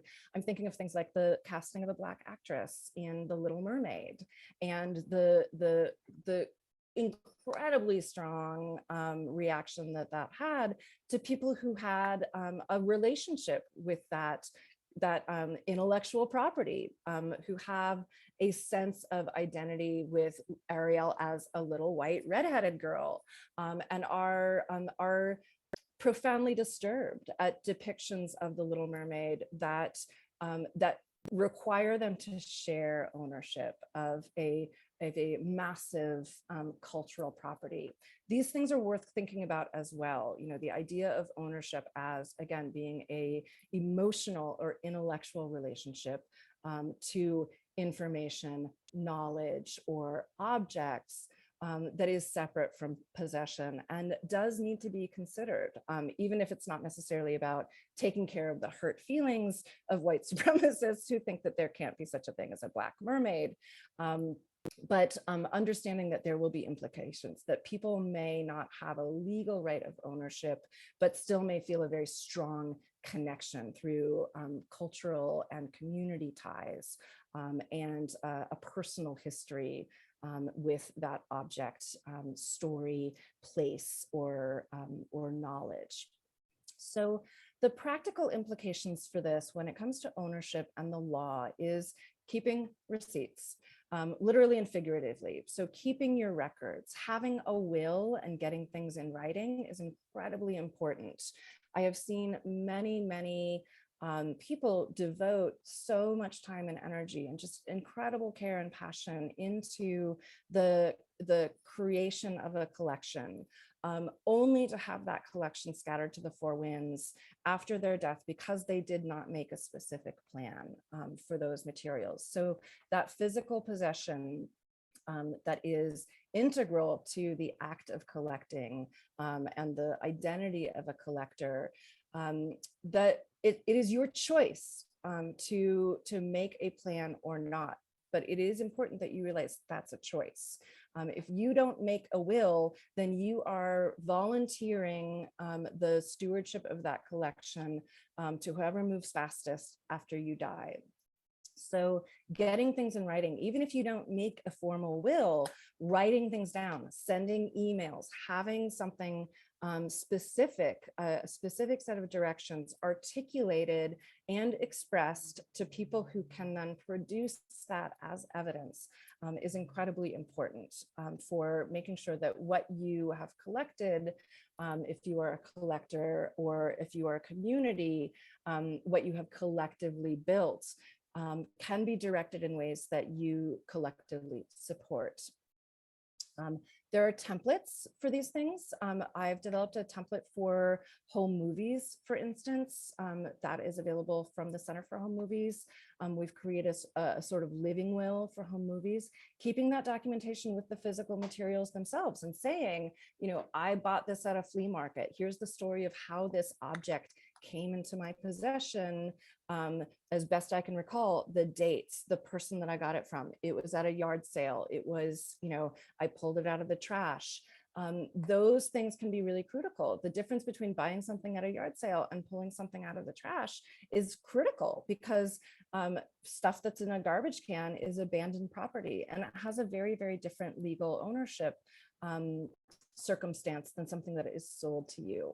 So understanding the implications of the relationship that you may be entering into with an institution as well, depositing versus donating, and what you may be doing if you are asking to make a deposit at an archive without ever making provisions for revising that relationship of ownership and stewardship responsibility for the archive. You may be, if you do not make a plan long-term, you may be tying the archive's hands. I've worked in many collections where we had marvelous materials that were of tremendous scholarly interest, and they had been on deposit with us for a long time, and we missed our window of opportunity to discuss that deposit and turning it into a donation, or making future plans with the depositor. And that person was no longer living, left no heirs that we were able to find. And we really couldn't legally do very much with that material beyond providing on-site access. So it put us in the position of being a look but don't touch archive, which can be very, very difficult, especially if those unique, rare, or truly wonderful materials are what somebody wants or needs to tell a particular story, and they don't exist in any other form. Archival materials are often unique in a way that makes their inaccessibility particularly painful. Also, asserting ownership is really important to do if you want that privacy. Nobody is entitled to your stories. This has come up before, and it is really important to push back if people are asking you to give more than you're ready to, or if they are taking for granted that your stuff belongs to them before you're ready to give it. A transfer of ownership is often irrevocable, and you really want the decision to put your material, your history, your personal records in the hands of an institution to be a decision you feel good about and not one that you regret. So being ready to talk about dollars and cents, asking for numbers or timelines or the factual basis for estimates, especially ones that seem too good to be true, is really important. Asking a lot of questions and getting donation or deposit agreements in writing and pushing for that repeatedly if necessary are all ways in which you can develop a relationship with the objects you own, the materials that you have rights to and possession of, and the institutions that you want to collaborate with, whether those are archives or other entities. Those are all really, really important. So moving on to copyright, whether you are working with an archive or being the steward of your own archival materials, it is incredibly important to understand, again, the distinction between ownership and possession with regard to copyright. That is the right not only to make copies, but to perform, to distribute, to make derivative works from a particular image, musical composition, piece of writing, or other form of creative expression that is fixed in a tangible medium. Now, copyright is more readily defined in American law. It's written out not just in our Constitution, which guarantees for the purposes of encouraging creativity and innovation, it guarantees to creators the exclusive right to make use of their creations for a limited period of time. That's laid out in our Article 1 of our Constitution. It is also enumerated further in Title 17 of the US Code and the subsections of that code, which also enumerate exemptions to copyright for creators and for people who want to use copyrighted material and for archives and libraries. So there are some wonderful resources online in addition to the actual, the letter of the law. That includes the guidelines that Eric Schwartz wrote for preserving, for film preservation and depositing films with archives. This is a pretty dense piece of writing, but I think it does a better job than almost anything else about delineating the ways in which copyright is alienable and assignable. The fact that is, that copyright is something separate from the physical ownership and possession of an item, such as a home movie or another piece of recorded media. And it is something that you can share with others or assign exclusively to others. I recently took this Harvard Law School and Berkman Klein Center for Technology Copyright X course. This is a free, completely free online course. You can take it as a self-guided course with lectures that are available for you to listen to.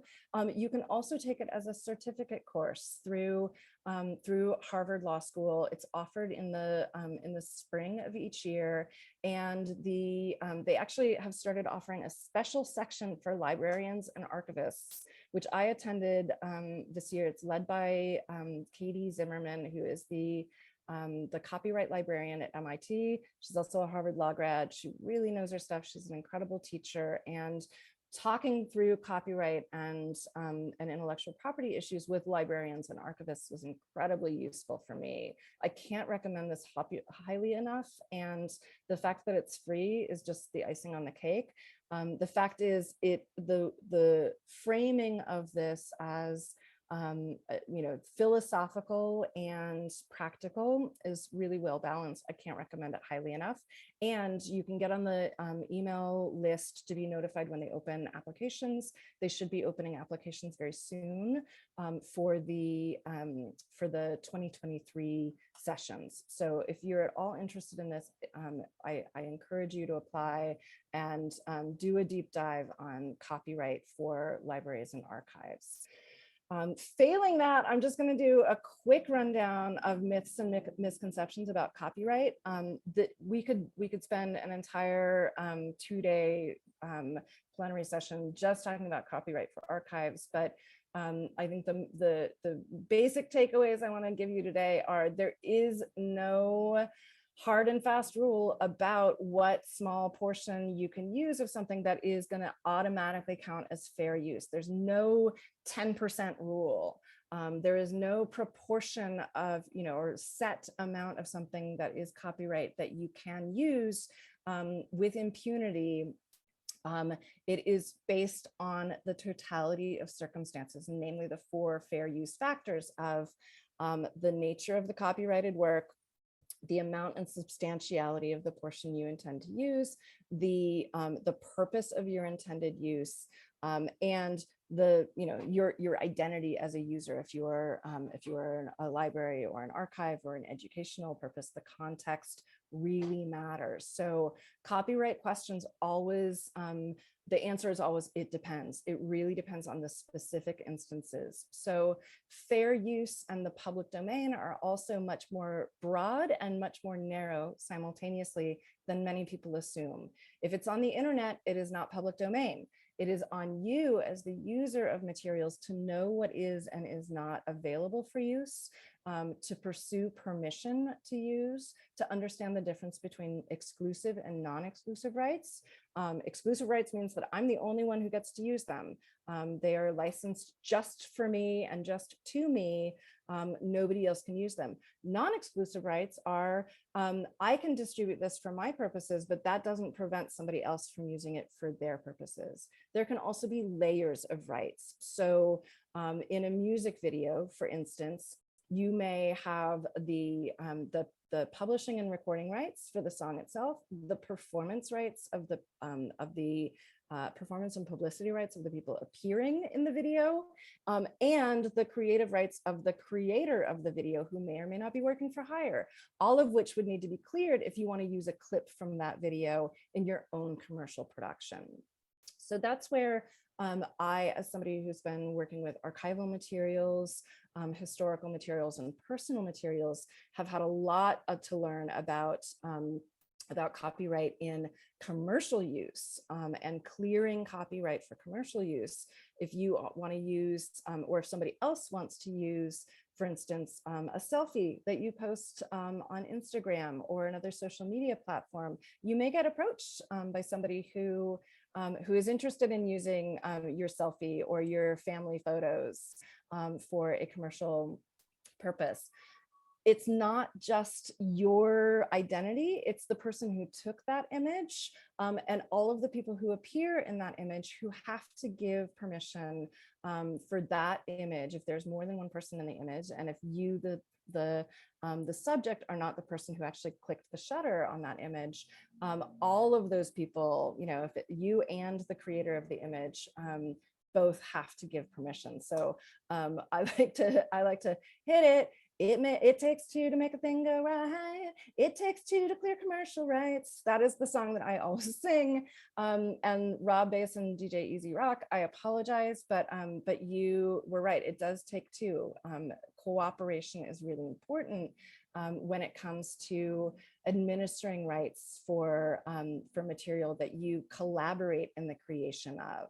And those solutions can be extremely low tech. So you can ensure copyright clearance or waiver of rights, not through having a really, really complicated legal document that you make people sign when you're doing oral histories. If you are just casually collecting things, have your interviewees say their full name, the date, and give affirmative consent for the use of the recording while they are on camera. So, I, Snowden Becker, am giving permission for this recording and for all of the content of this presentation to be used for non-commercial purposes and educational purposes by the University of Oregon and by anybody else who wants it. There are also Creative Commons licenses where you can actively put your materials in the public domain. So those are all things that you can do in a fairly low tech, low impact way. You can also empower people that you trust. So there are ways that you can create a legacy through designating a copyright administrator or a literary rights administrator. That also should be part of your will if you're making one. So the last two bits we'll get through real quickly here. Privacy. There is no statutory right to privacy in the United States. It's based almost exclusively in legal scholarship, philosophy, and writing, and in cases that have sort of shaped our sense of what is legally ours, from the ownership of our bodies and our autonomy and our ability to self-determine as individuals, which extends all the way back to the writing of the Constitution and the 3/5 Compromise and the legalization and then the abolishment of slavery in the United States, to individual, local, and state level legislation that governs the way individuals can interact with the press and the media and one another.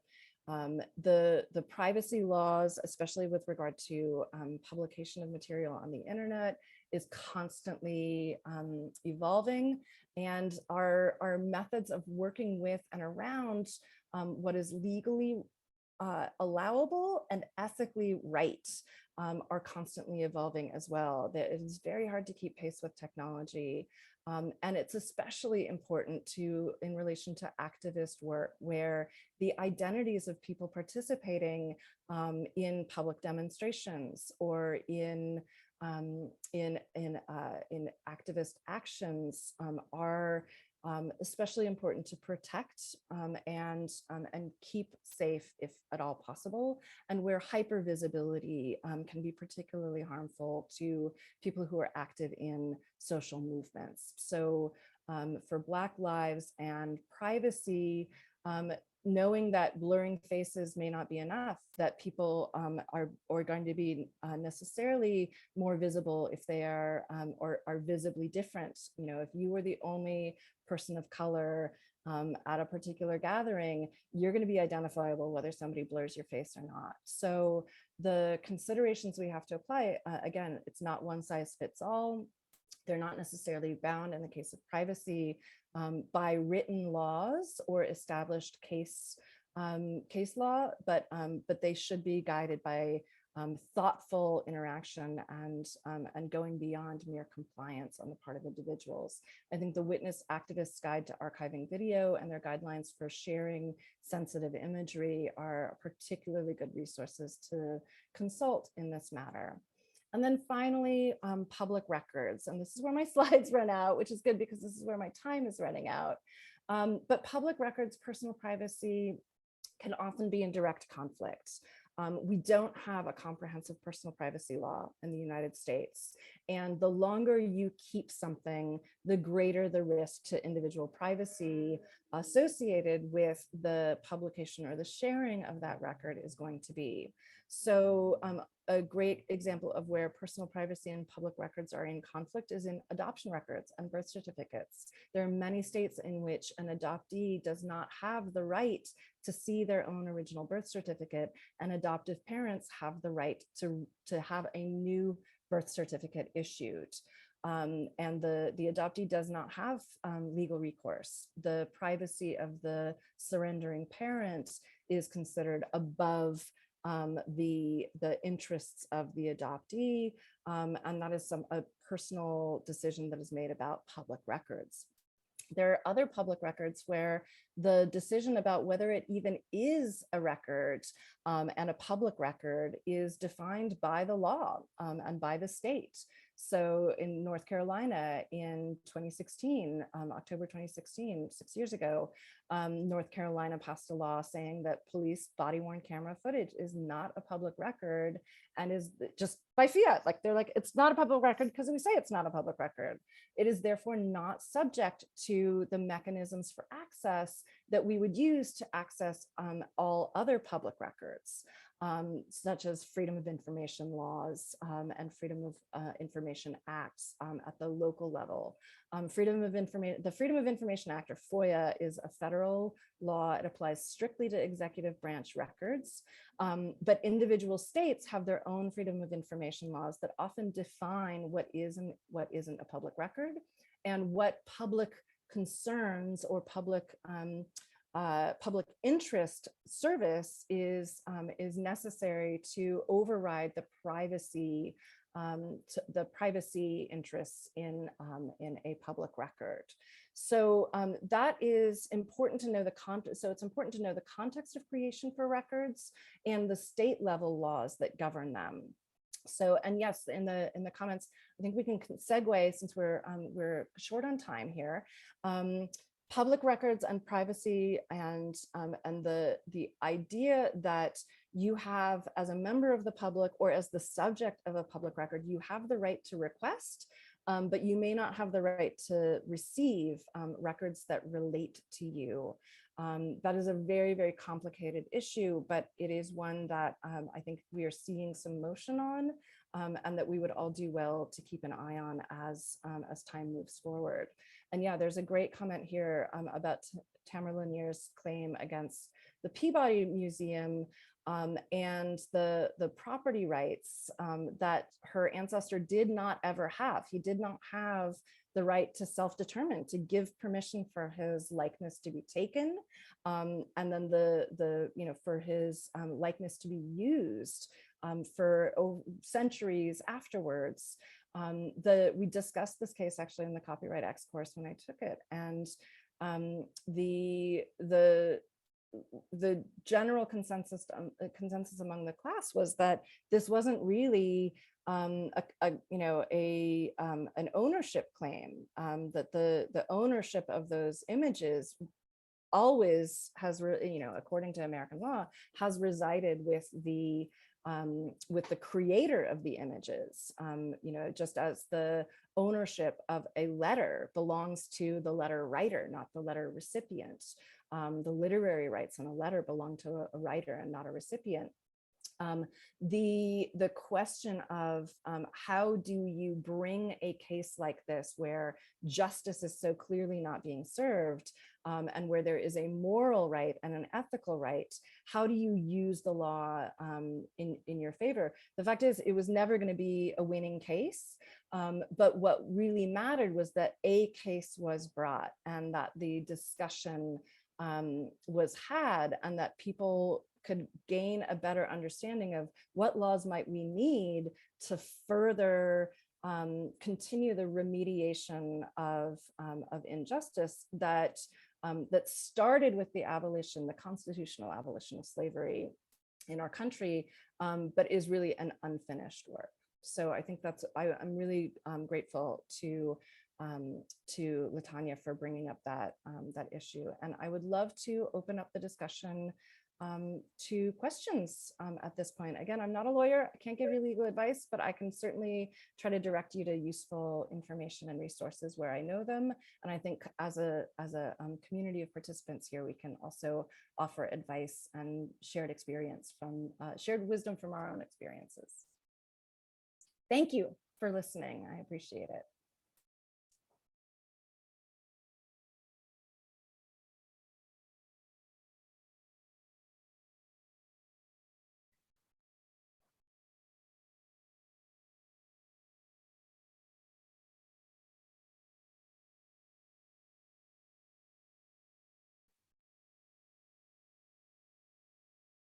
Does anybody have questions, or feel free to contribute your own anecdotes of conflicts or encounters with the law that left you as an archivist, as a collector, as a contributor to the historical record, unsatisfied with the law. I personally am unsatisfied with how the law works for archives and for the historical record, and it's a little bit of a hobby horse of mine to work on making changes and to, wherever possible as an archivist, working to establish precedent that is productive and in pushing the needle in the directions we want to see it go when it comes to going beyond mere compliance and going towards a more ethical practice in archives and our approach to property ownership, access, and description. Yeah, I think that's a good place for all of us, the panelists, to come back in, because I believe that we were going to have the discussion. And so I think that that's a part of our common conversation here. Do we have everybody, our hosts? I think Makiba's the only one who's not here, and Okay. maybe Rachel, do you know if she plans to come back or not?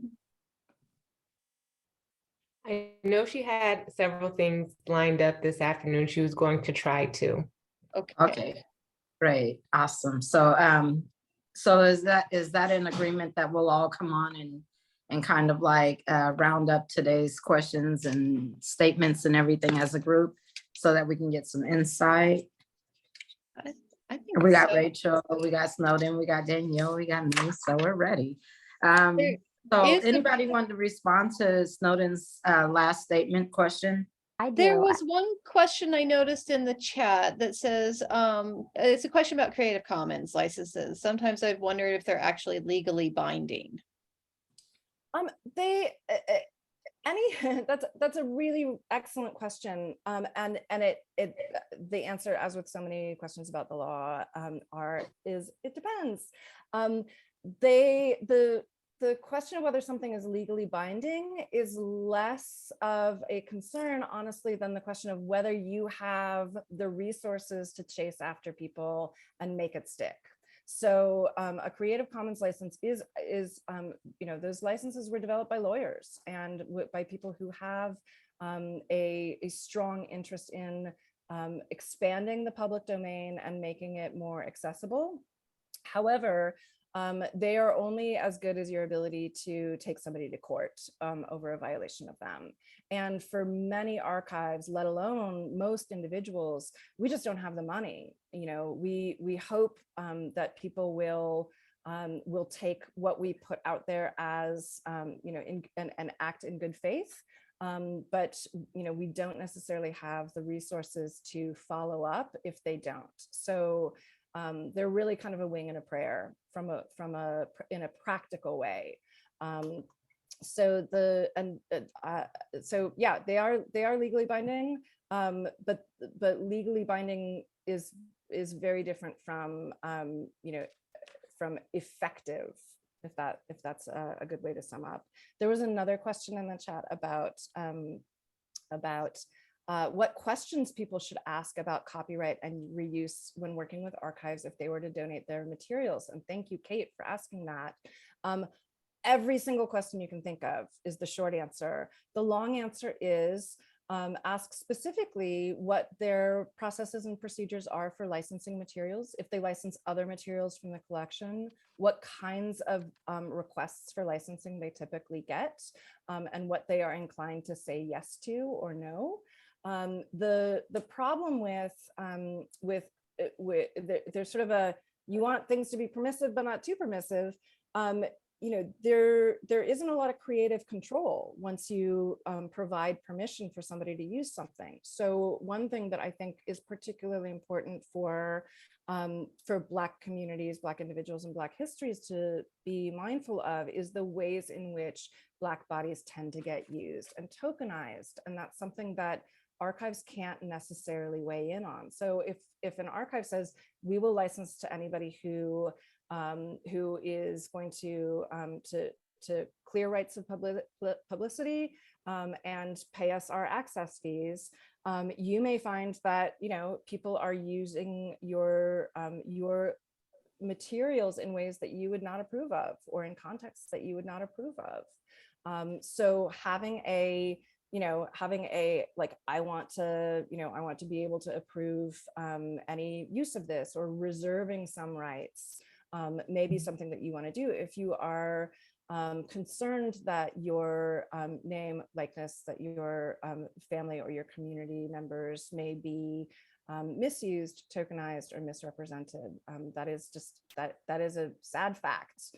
And particularly for major figures, the one of the projects that I've worked on in the past was somebody wanted to use an image of Marsha P. Johnson, and rightfully there is a group of people who are very careful about how Marsha's likeness is used, and the degree to which she is her image and her spirit is marshaled towards other purposes. So they're quite strict about that. And that, I think, is not just okay, but great.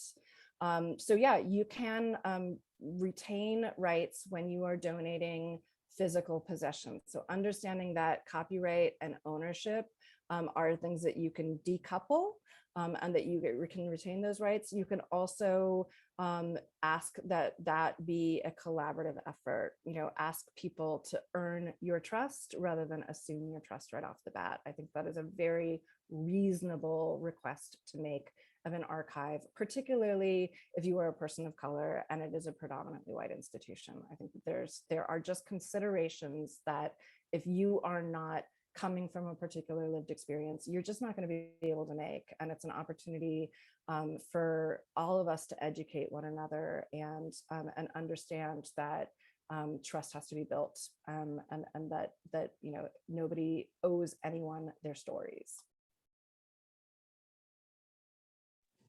I think one of the general takeaways I had from not only yesterday's conversation, but even today's conversation, you know, we talk about making a case for reparations, and I'm thinking, we've made a case for, community repositories and community depositories and community archives, because a lot of the systemic abuses and the use of bureaucratic systems to kind of discriminate and alienate certain communities and the value that they have with items or information, it's always going to be, systemically geared toward upholding white supremacy. I noticed even from the Burger Barn video that we have that we're working on trying to display at U of O, the fact that since I've had it in the last 10 years, and it contains like all these different visuals from VHS tape that was documenting the circumstance of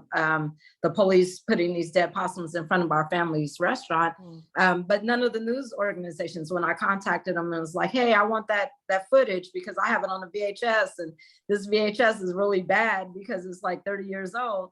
None of them could retrieve any of that information, but because they can't retrieve it doesn't mean that we can't receive it or we can't show it. And so as a community archive, if I'm promoting it on social media or if I'm putting it in public space, I might not know that I'm violating a copyright. And we don't have that type of access to information, let's say proactively, for communities that would need to start archiving and documenting just their own experiences. That someone might say that that's not my own experience, but it was my family that was connected to the experiences that were captured on film. And to not even have access to being able to keep the film and share the film or show the film, that's a big deal. Or even our own personal responses during that time period that might have been documented. And so I'm just thankful that for the last 2 days, that for someone like me that finds evidence in archives and uses archives and archival information to produce evidence for testimony and for community organizing, I really do feel like we made the case for institutions that say, hey, we really want to do something. Well, let's go ahead and leverage your institutional resources. Let's go ahead and find places in those communities. Let's not just redirect or reconnect archives to communities. Let's make sure that there are foundations that these things could be stored in. Let's make sure that there's scholarship for there to be people that are working and managing them to be educated in a way that makes them feel comfortable in being stewards. Let's make sure that the financial resources aren't just based on the ability for the Black stewards to host, but that this institutional partnership includes that stewardship and a financial benefit, because we've been talking about the Albino Arts Center in our community and trying to reclaim that space and use it as a place that we can re-engineer structurally for community archives. And the biggest issue is that no one believes that a Black-led organization or agency can steward for 30 years. But we have stewardship in institutions that could easily do that. 20 million, 30 million is nothing to you to sustain the effort of just holding that. And I think, again, because of copyright, because of the lack of information, because of the lack of direction of where to store and how, this is the time to start pushing that as a movement. Even what I was saying with what Danielle was talking about with rehousing, who's going to start building that movement? Who's going to start talking to people and sharing information about how important it is to kind of retrieve our items from social media and document it to paper or to the cloud or wherever we want to store it for later? I noticed a couple of years ago when people were dying, we would utilize their Facebook pages as places to share our memories. Now Facebook has a mechanism, and we know it's bad to deal with Facebook, but we have a mechanism that gives you an opportunity to share with them how you want your information to be shared or how you want your page to be memorialized.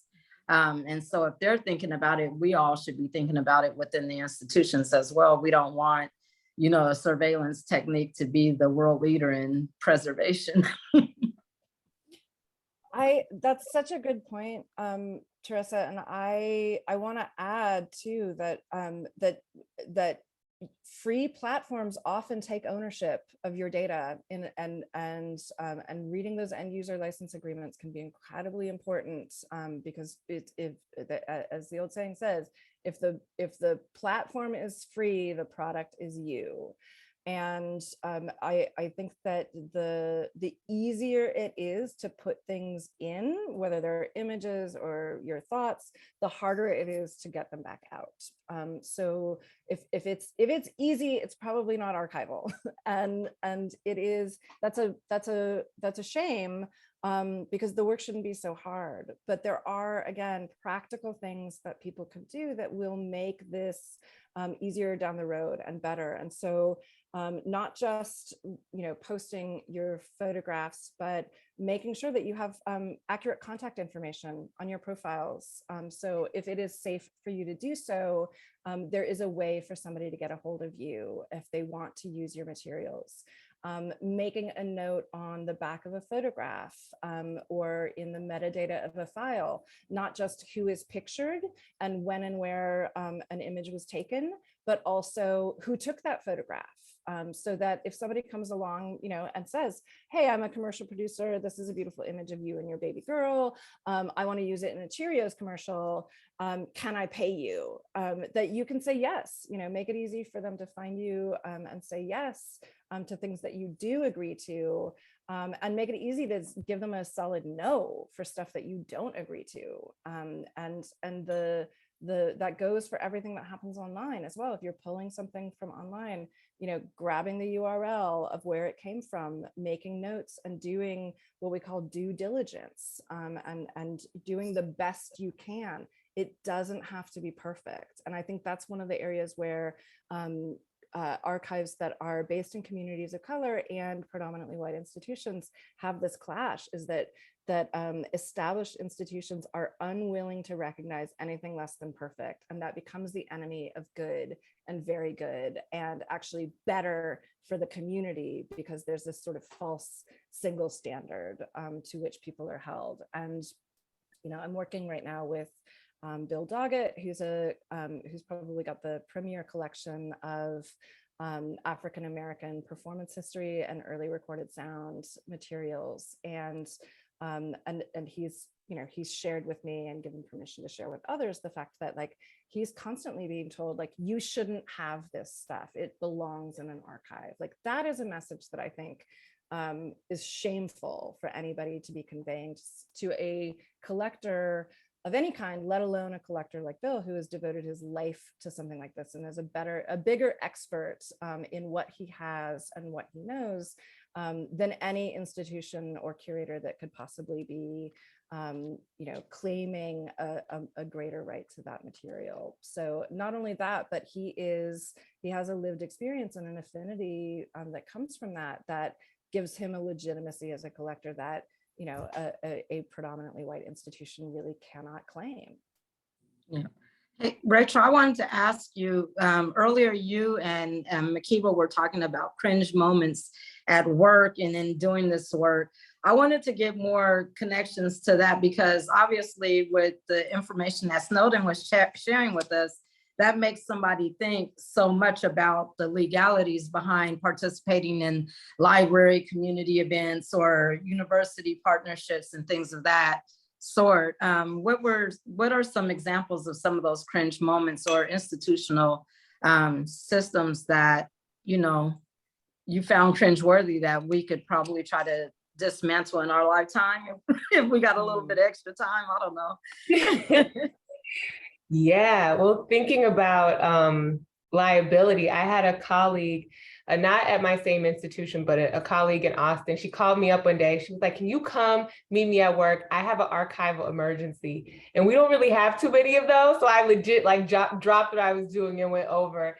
And there was some kind of salacious, scandalous material about a person in a collection that the donor donated, he accidentally had left in there.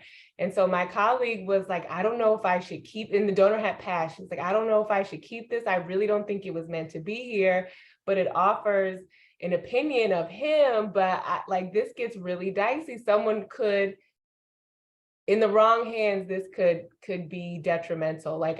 So we kind of thought together about it. Ultimately, we kind of didn't reach consensus. There were pros and cons. It was really hard kind of getting to a lot of the points Snowden was making. There's no right or easy way.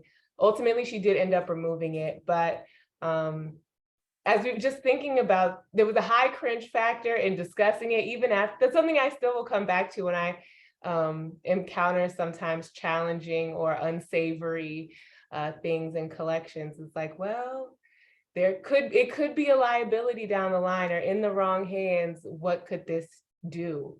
So that's one major cringe. I'd like to offer something if I can. I don't want to take up more space than I should, but when I was fresh out of library school, I was working as a volunteer on a collection of travel films and encountered it was a cuckoo's egg in the collection that's clearly not shot by this filmmaker. For a lot of technical reasons, which I don't need to go into, but this was a global traveler, a guy who shot film all over the world, and the reel of film in question was 16 millimeter black and white footage dating back probably to the 1930s, based on the clothing of the few westernized Black people and one white person who was visible in the footage. But it was footage of what I believe to be a Kikuyu or other Central African genital cutting ritual. And it was extremely detailed. It was extremely graphic. And it was one of those things where I was like, I have no tools with which to deal with this, and like no authority with which to deal with it. And that is something where, like you, Rachel, like I don't have an answer at the time, and like don't even really know where to begin, talking about it. That was over 20 years ago. And I have, it is inarguably an incredibly important historical document. It's a document of a practice that has been contested and is there have been efforts to eradicate the practice, but it also demonstrates in a really compelling way how much this practice is part of a community process. The entire village is taking part, and it is a rite of passage and a rite of adulthood that that there is no substitute for if you simply eradicate an important cultural rite of passage. And documentation of that is incredibly important, especially when it is a practice that people have a vested interest in saying, like, that never happened, just like Holocaust denial. Documentary evidence of atrocity is important, but the question of how do we handle it as an element of our collections, do we provide access to it when we cannot allow the participants to give consent, where probably it's very likely that participants were not given the opportunity to consent in the creation of those images in the first place, and had they been fully informed, probably wouldn't have. This is an intimate ritual in many ways, and not just for the individuals, but for the community. So the taking of that image is something that may, that is potentially criminal. And so there's so many layers to that, and it's material that continues to exist. I think that many times what we do as archivists is have a conversation with the future through the notes that we take and the documents that we create of our own work, and the responsibility we take for the actions that we choose to make. And sometimes no action is the best action, and that's an active choice as well.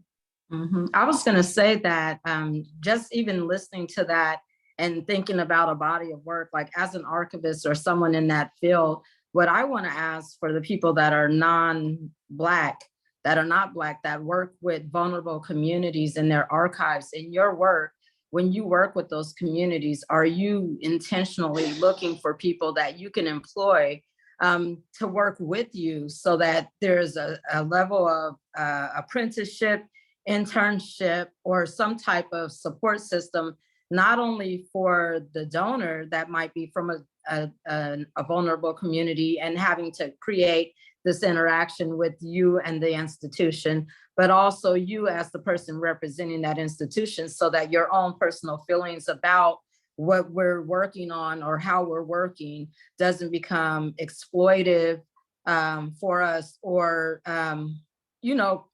we all have to deal with Karens and white tears. So I'm always thinking I better not offend anyone because then I'm going to lose my access. But if I don't have to worry about that, and I'm not talking about you, Danielle, or you, Snowden, or any of the people I'm dealing with, because we would not be dealing with them. But I'm talking about just generally in the practice, you have to know that that is something that is happening. But in the future and where we are now, are you looking to intentionally involve people from communities that are vulnerable that might be in proximity of that work? Because we're on my end, we're trying to increase people in that skill set to go into that industry. And I want them to be welcome with welcome arms. I want there to be resources to create all kinds of opportunities for them to connect to this work, and not just at times of trauma, but just an institutional offset of what is necessary. So I hope I didn't go too far off my point, but No, I think your point is really well taken, Teresa. And I think this is one of the challenges that I at least see within archives, is that there's this sort of codified practice, right? And how we do things. And this is to my question that I asked Rachel earlier, is like, I will speak from the U of O, like, there is a policy that says we don't want donors involved in arrangement and description.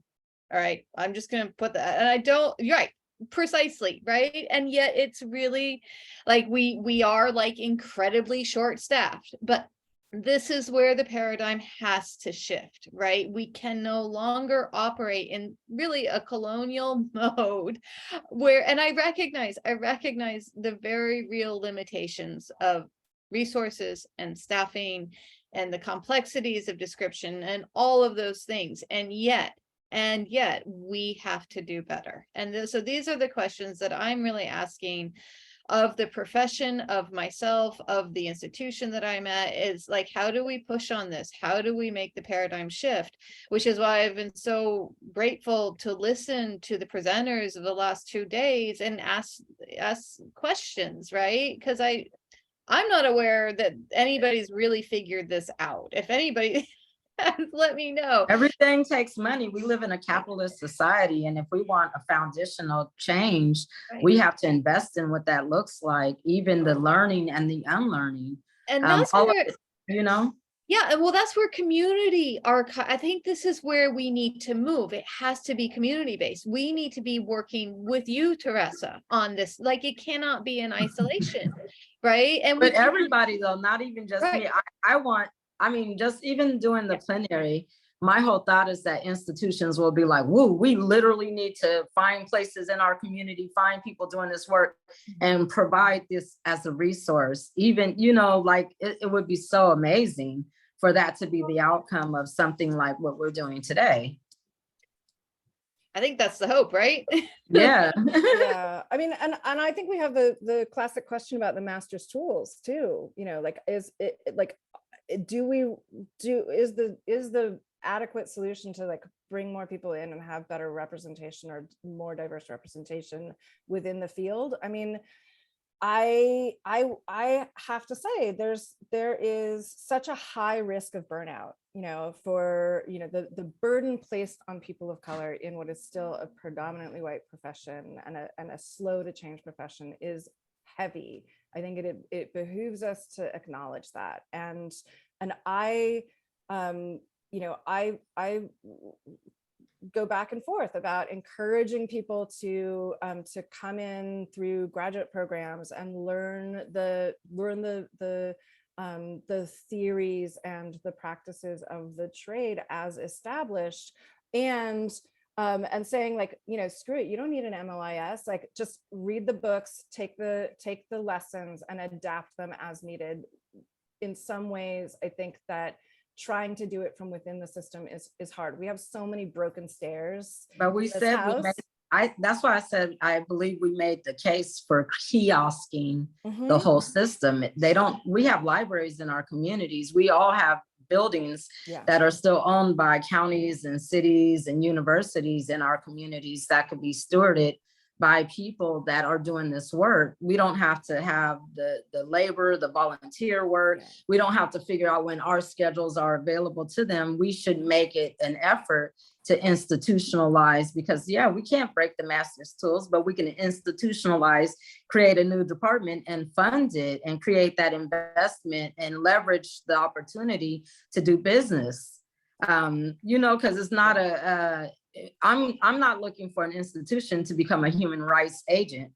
It's not going to happen. No, I look at the institution to be institutional. Yeah, I look at the institution to be institutional. So I'm like, let's all utilize whatever resource and access we have to create institutional access through an investment directly where it needs to go.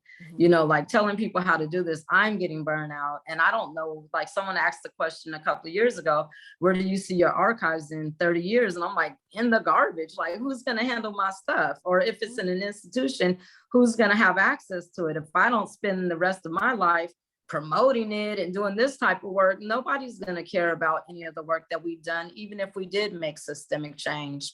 And that's the problem, and that's the shame. But that's also our call to action moving forward, is to say, you know what, that's a reality. What can I be doing now to use my time in this, you know, planet Earth to create a system that makes sense? We all have that experience and that insight and that access. So, you know, we got each other too.